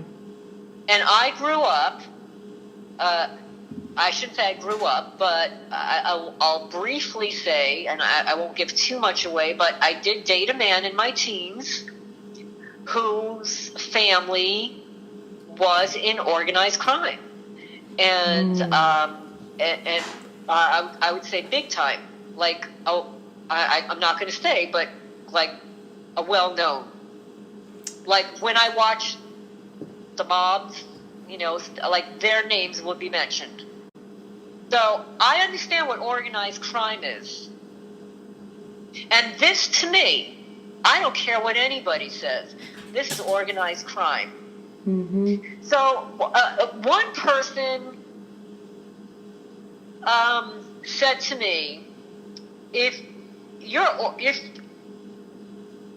are being harassed in New Jersey and now you're in Kentucky and the same thing is happening, he says, go look up RICO, the racketeering, the international racketeering law. And if any one of those things apply to you, you have a lawsuit. Because I moved from one state to another, if it is still happening to you, research that law. And if any one of those items applies to your situation, you have a lawsuit. Another person said to me, you have a lawsuit regardless. Because if you can prove that people are following you in both states and that that you're on some kind of a slander list and your law enforcement is not helping you, he said, you sue the town, you sue the state for disclosure of what is being said. Would you ever want to try to do that? I know that would be... If this is still recorded, I'm not going to say that right now. Yeah. But I have a mantra. Mm-hmm. My mantra is, I'm winning an $8 million settlement. There you go. There you go. I say it out loud. Every time the morons harass me, I'm winning my $8 million settlement. I love that. It's a plan. I love right? that. Well, Dr. Millicent Black and I were talking about people who have been either targeted or wronged somehow by our government. Even there was a person that was illegally tested on and experimented on when the MK Ultra experiments were going on, and they won their case. And I forget the guy's name, but I'll try to edit this in the videos, some of the cases that people have won against the government and for human rights abuses and stuff like that. So yes, you can win these cases. It's not, people get too intimidated to try sometimes. It's daunting. Mm-hmm. First of all, it's daunting. One, you're more than likely not get an attorney to represent. Yeah. So, which means that you're going to have to do all the work yourself. I've done this before because I have sued, not only my ex-husband in court, but I have sued a contractor and settled. And I was in a lawsuit with that contractor for more than 2 years. Wow. And I'm persistent. When I start something, I don't stop. You know that expression, I'm in it to win it? Yeah. Yes. So when I start, I'm not going to stop. That's great to hear. And we need more people to be confident in themselves that there is human rights abuses going on and that they do deserve to have compensation for this or for this not to happen to them anymore, that they know they have rights as a human being and to know this at their core. And I just love that attitude about you, because I talked to a few TIs that have just utterly given up, or it just seems like they just there's a modicum of doubt or whatever, but I like that fiery passion in you. Like, this is wrong. It's wrong. You're not going to be gaslighted. I didn't do anything to deserve this. Mm-hmm. Pissing some little woman off. Right. Really? You're kidding me. She stuck her engine, and then she sticks her chewing gum on my license plate. Did you see her do that? I didn't. I saw her. Okay, it's kind of a long story. I was in the veterinarian's office. Evidently, we share the same veterinarian. So I'm in there with my cat, and I'm looking out the window. I'm waiting for the vet to come in. I'm pacing back and forth. My cat's screaming, and I look out the window, and I see a woman out there, and she leans over near my car, and I think nothing of it. And I don't know who she is from the back, right? Mm-hmm. So, I do the thing with my cat. I go out, and the woman's not there, but her husband's there, and I recognize his face. Okay? So what he does is he prevents me from getting in my car. I'm carrying my cat that just had surgery, right? I'm trying to get first open up the driver's seat door so that I could push the button to open up, the back of my car. And what he does is he's in his burgundy red SUV, and he jerks the car to prevent me from getting in. So I turn and I look at him and roll my eyes and whatever. I'm thinking, oh, it's just another Manalapan horrible, nasty person, So I get my cat in the back. I close the door, and then he steps out of the car. And I see his face, and I know exactly who he is. He's the retired police officer who's married to that woman who sells my cats on Adopt-A-Pet. Oh, wow. So then he motions to me to go, like proceed forward. And I look at him, and I'm thinking, I had such contempt, right? Mm-hmm. So I leave, I bring my cat home, and then I go grocery shopping, and I see there's chewing gum stuck on my license plate. Oh, it wasn't there before. It was soft and gushy, so it wasn't there for, a long time. And it's like, that's what that was. So the person that was leaning over in front of my car was his wife. She stuck the chewing gum on my license plate. Oh. Yeah. Gosh, it's so childish. She's a child. She's a baby. She's got the emotional maturity of a 12-year-old. Man, oh man. And she just happens to be married to somebody who is in a position of authority, who appeared at once, he looked like a decent guy, but obviously not.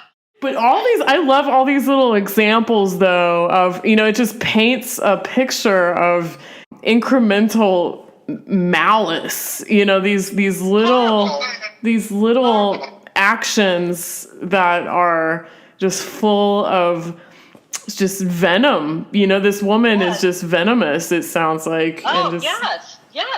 It paints a picture that, okay, there's a clear motive. In some people's cases, there is no clear motive at all, like why they would be targeted, other than it could just be further human experimentation, another iteration of the MKUltra program. But with your case, there is clearly a main perpetrator, somebody that has reason to dislike you, or obviously does dislike you, even if they don't have a reason to dislike you. There's, so that makes your case even more convincing, that you can trace it back to a specific individual or group of individuals. Yes. And then the icing on the cake is about the animal trafficking that they're involved in. After that national group photographed my cats, one of my cats had some kittens, and they stole the kittens. And they set up my volunteer who worked at the Pine Brook Care Center as a perpetrator. She was a perp. I didn't know it at the time, but she was.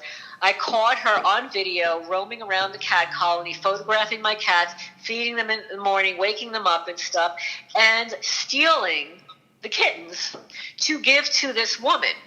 Okay, so now my protocol is when I adopt a cat out to somebody and the cat's not spayed or neutered yet, that they're required, by 6 months or 9 months or whatever to do it and send me a copy of the receipt. Mm-hmm. The spay neuter certificate.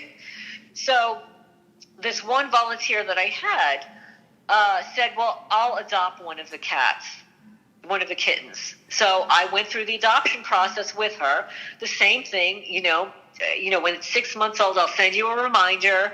So she never kept the kitten. She gave it right over to this woman, Maria, who sent it to her foster person that placed it for sale for adoption on Adopt-A-Pet. So when this ex-volunteer sent me a copy of the spay-neuter certificate, I looked at it and I said, this is wrong, for several reasons. One, the age of the kitten is wrong. Color of the kitten is wrong. Okay? So then I traced back who performed the surgery on the cat. And I spoke to the person who looked it up and said, no, the person that owns that cat is this person. So, yes. So I called that person, and she said, well, no, my cat is X, Y, and Z age, and the cat that you're talking about is not my cat. Gosh. So the only way my ex-volunteer who cleans floors over there, the only way that ex-volunteer could have access to a spay-neuter certificate is through a rescue group who's in the know. So these are the lengths that they will go through at the deception. Yeah. And she's not the only one involved. So there's the national group, her, and then her friends who stole my cat from the vet's office. That's a whole nother story. And her name is Janine. I won't give her last name. But her name is on the sign-out form for the cat that she stole. So that is a document where she wrote her name on my cat's release to her. And the reason she stole the cat is because that cat was evidence. Just the way they stole my buried cats here. Because if I were to have dug up one of those cats and had an autopsy performed, I guarantee it would show that the blood was drained from that cat and that it was poisoned. I've cried, I've sobbed, I sound like real strong on these calls and the testimony because I'm angry. I mean, don't underestimate. I mean, I'm angry about this. I don't deserve this. At this stage of my life, I should be living very differently. Absolutely. They've basically stolen your life from you. My entire life. Everything I own. They've damaged everything I own. Everything. My clothes, jewelry. And in New Jersey, they stole more than $6,000 in items. More than 6. Here, they've done so much damage already. It's unfathomable. You'd have to physically be here to see it. I'd have to walk you through it. You're taking one picture here and one picture there. You're not getting the full scope until you actually see. So you actually see the X's on my floor. Unbelievable. It is unbelievable. It really is. And it's hard for me to even understand, because when I started listening in on the calls as a bystander, I was in disbelief. This one woman talking about her electronic rape and the burns on her body and stuff, and I'm thinking, well, that's not happening to me yet, right? Because I guess there are different stages and different whatever in this torture program. Yeah. And then I started getting burns on my body. Just waking, I woke up one day, I had scratches all over my back. And I was laughing to myself, thinking, oh, I'm having a spiritual awakening. It's stigmata. It wasn't stigmata. Right. Something was like slicing my back. Gosh, Lorraine. This is like the stuff of science fiction, horror movies. Yeah. But it is all too real. And it's a reality that, people can listen to these videos and turn it off and go watch like a puppy or kitty video and like be happy and stuff, but you don't get to turn off this life or this story. That you're living this every day. And some people, I've even heard some people comment on my channel saying like, why do you focus on this dark stuff? Like, why do you're getting lost or something in the negative? And it's just like, listen here. My friends that are targeted don't get to have a choice about, like this, whether this stuff happens to them or not. It's the least we can do as non-targeted people to give them a listen and to try to understand the realities, sometimes the harsh realities of what's going on in this world. You have to live this 24/7 for years now. It's horrible. It's hard. There are so many things that I wanted to do, could have done, should have done. They have stolen money, possessions, my pets, my life. My hair's falling out.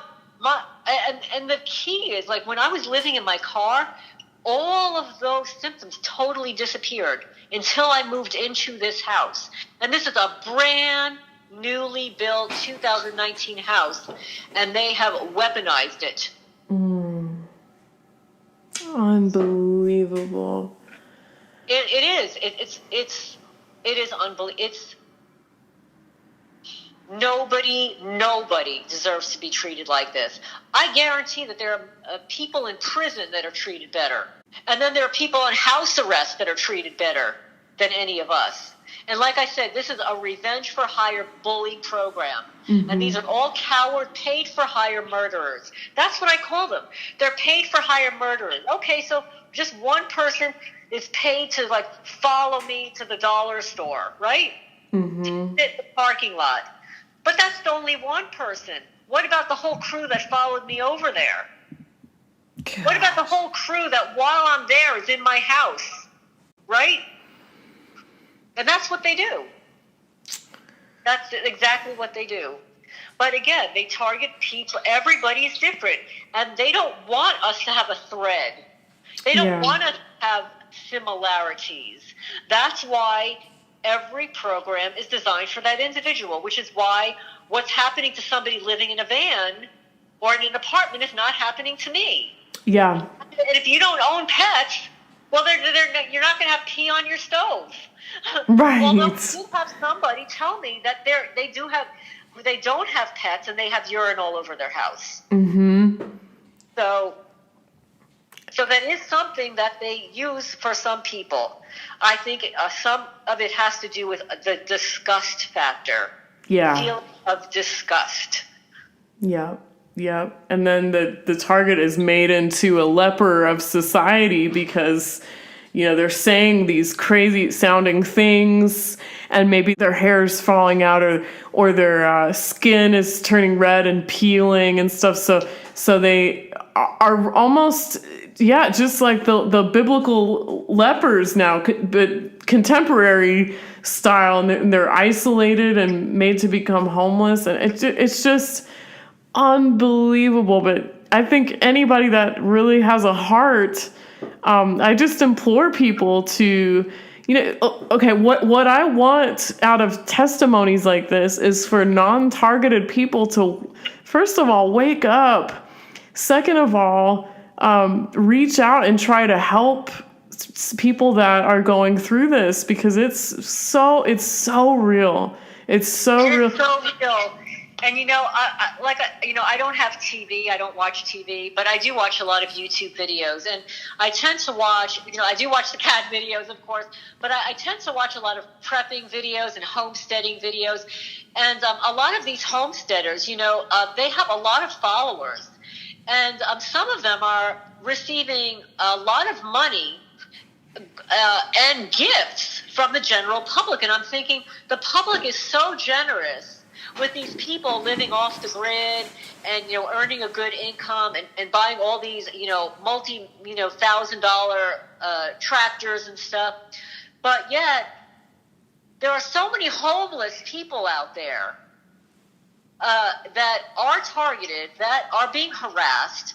There are single women with children, and they're not getting any support. And I will attest to that, because when my ex-husband stopped paying support, and he owes me a lot of money, I was working 4 jobs, and I couldn't even get food stamps, And but I've watched these videos of YouTube creators opening gifts on their channels from the public, and I'm thinking, well, I think that's wonderful. Mm-hmm. I think it's lovely. But there are so many people in need out there. Yeah. And that generosity needs to flow over into the people that really need it. Well said. Well said. And there are just so many TIs out there, targeted people that are really on their last legs, and just going through absolute hell. And they really, at the very least, could use understanding voice or validation, or someone to check in on them, and or if people have it in their hearts to donate, so people can actually just survive, have their basic needs met. And so I'm so thankful that you're willing to share your testimony in such great detail, even though it surely is traumatic to recount some of these things that happen to you, your body, and your pets and stuff. This is such a great help for, hopefully non-targeted people to understand what is going on, and to maybe shift their thinking into, how can I help this community of people that are so tormented and victimized, innocent people. This is like the human rights issue.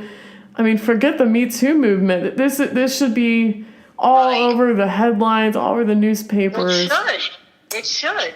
But, the powers that be are obviously that powerful, have that many connections. I mean, let's face it. I think the number of connections they have, that they have the ability to intercept mail from my mother to me, open the box, damage the contents, seal it up, and forward it over. And yes, that is a true story, and that does happen. And then all of my boxes that I get, whether it's from Amazon or eBay or whatever, somebody takes some kind of a tool and bangs the box so that I've got a triangle in it. Oh my gosh. Yeah. Unbelievable. This reminds me though of another TI who said, now this is real strange, but she said there was a family that practiced Santeria witchcraft next door. And she said she started getting bed bugs in her house that formed in the shape of triangles on her wall. Wow. Imagine that. Like, I mean, Well, you know what? You would think that that's not a possibility, but it is. yeah. Absolutely, it's because they can control animal behavior. We know that from the experiments done with animals, and also animals that are implanted with a microchip, right, can be controlled through the microchip just the way we can be. They can be vibrated, they could be burned, right? And they all have a central nervous system, and, you know, some of the animals, their senses are, you know, not as elaborate, right? They're more primitive. So they know how to tap into that. And I'll give you, for example, they can tap into other insects. I was telling another TI, and this is bizarre, of course, but here in Kentucky, we've got a lot of wasps. And I'm allergic to the stings, highly allergic. So I get stung in the face, in the left side. I'm just walking on my property, and this bug flew down like a kamikaze and stung me in the jaw. Oh my gosh. Okay, so the first time I was like, oh, I've got a kamikaze bug on the property. Okay, you know, deal with it. Well, I was cleaning one of the buildings, and I'm sitting on the floor, and there are no bugs around. I don't see a bug, but suddenly, out of nowhere, I get stung in my left elbow. Wow. And then, a week later, I get stung in exactly the same place in the elbow on the right arm. No kidding. I kid you not. And then a week later, I get stung again in the exact same spot in my lower left jaw. Now, you know what? You don't have to be a math expert. What's the problem? It's not statistically possible for that to happen. Oh my What is God. the likelihood? Come on, what is the likelihood of that happening? There was, I'll say this real quick. There was a TI at the Sacramento springtime rally last year that I interviewed named Sherry, and she said she noticed in her van there was a very strange metallic looking insect. She noticed it was either in her van or on the outside of her van, and she noticed it multiple times. It would just, and she said it was not an organic type of insect. It was definitely metallic. And it was just, I've heard this actually a couple other times too, but there was one in my house in New Jersey. Wow. It was the weirdest thing because I don't like bugs in the house. So if it's a decent bug, I'll pick it up and throw it outside. If it's another one, I'll just swat at it. So this one was walking on the floor, and I went to get it, like to swat at it, and it disappeared underneath the closet door, like it knew what it was doing, and then it comes out again, and I go to swipe at it, and it runs away and this is just a bug. Yeah. It's not like a cat or a dog. Right. And it had an intelligence that a bug shouldn't have. Yeah. Yeah. And it just sounds so weird. It sounds so wild until you take the time to research just how big the nanotech industry is in universities around America and in the military. The military's nanotech technologies. I mean, well, what do you think they're making? Doesn't it make sense that they would want to come up with some of these things? That would be can you think of a better tool to spy on somebody than something that blends right into the background? Absolutely. I mean, they don't even need pinhole cameras anymore. No. They can have bugs flying into your house. Yeah. Anyway, Lorraine, we've been going for nearly 5 hours now, but that's just how. What time is it? That's just how interesting these. Oh my goodness! Nobody's gonna listen this long. Oh my goodness! But you know what? It's just it's so. I'm sure you have enough experiences that you could go probably another 5 hours with what has happened to you. I hope you come and visit me sometime. I really do, because I not only I think you would like it here. I think you'd find it really interesting. But I want to show you. Yeah. Oh, yeah. You.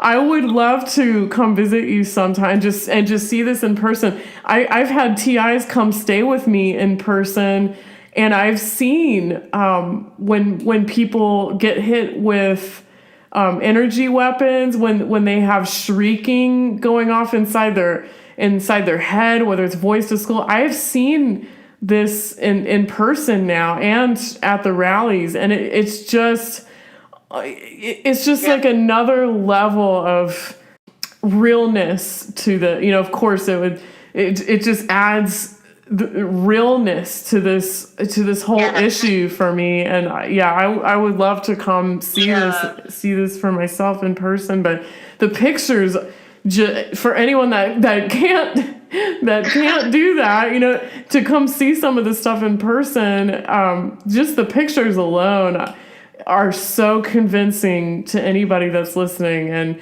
I hope people do go back and look at the first evidence compilation video that we put together for Lorraine. And I mean, it's hard to say that this is all completely kosher. It's hard to say that this is just nothing. It's craziness. It really is. But it's designed. It is designed to make you look like that. That's what the program is about. But thank you so much for taking so much time. And over the next couple of days, I'll get you a bunch of photos and videos and stuff. And sure. I'll get my computer and look for things for you. Absolutely. Yeah, I'm happy to edit anything you want and anything you want to show.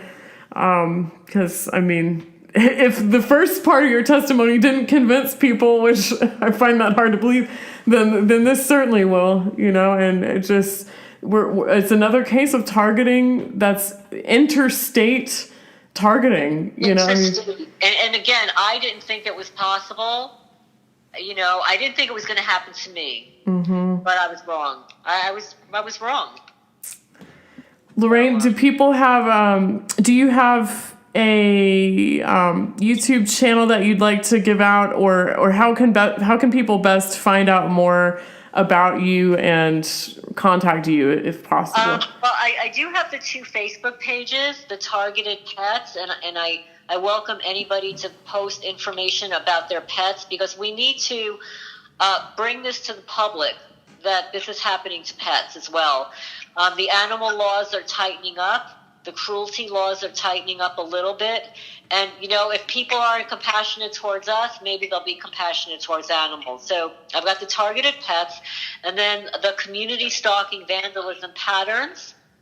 But I do have an email address. I do get a couple of perps sending emails, so I'll just have to be discerning on who that is. But my email address is T as in Tom, I-T-I, Freya, F as in Frank, REYA 2017@gmail.com. Awesome. And you are just super friendly and super sweet, so I just recommend anybody, that wants to follow up to this, or share your own testimony with Lorraine if it's similar, or just leave a comment too. Leave a comment with your own email address in the comments if you want Lorraine to contact you, if you want to get linked up with her, or if you have tips or suggestions. Leave all that stuff in the comments. I'll leave my email in the description box, and people can get in touch with me if they want. But I just want to say thank you one more time, Lorraine, for sharing this. It really, really does help validate people and educate.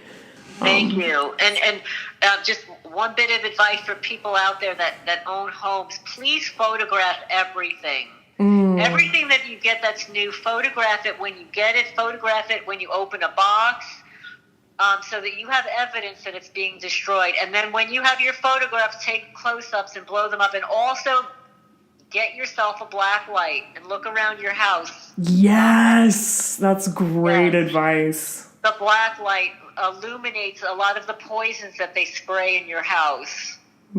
That's a really good piece of advice. And you might find stuff you didn't think you were going to find. I find a lot of that's the nanoparticles and stuff like that, like the blue particles. Yeah, and then the yellow drippy stuff that they spray in the bathroom. Oh, it's disgusting. My gosh. But yeah, everybody should check out the first part of her testimony too, and I'll put that in the description box. And she also has testimonies on Ella, Free, Romola D, and Frank from Massachusetts, targeted Massachusetts. So check all those out, guys, and just educate yourself. Arm yourself with knowledge. Be awake. Yeah. Be awake and aware.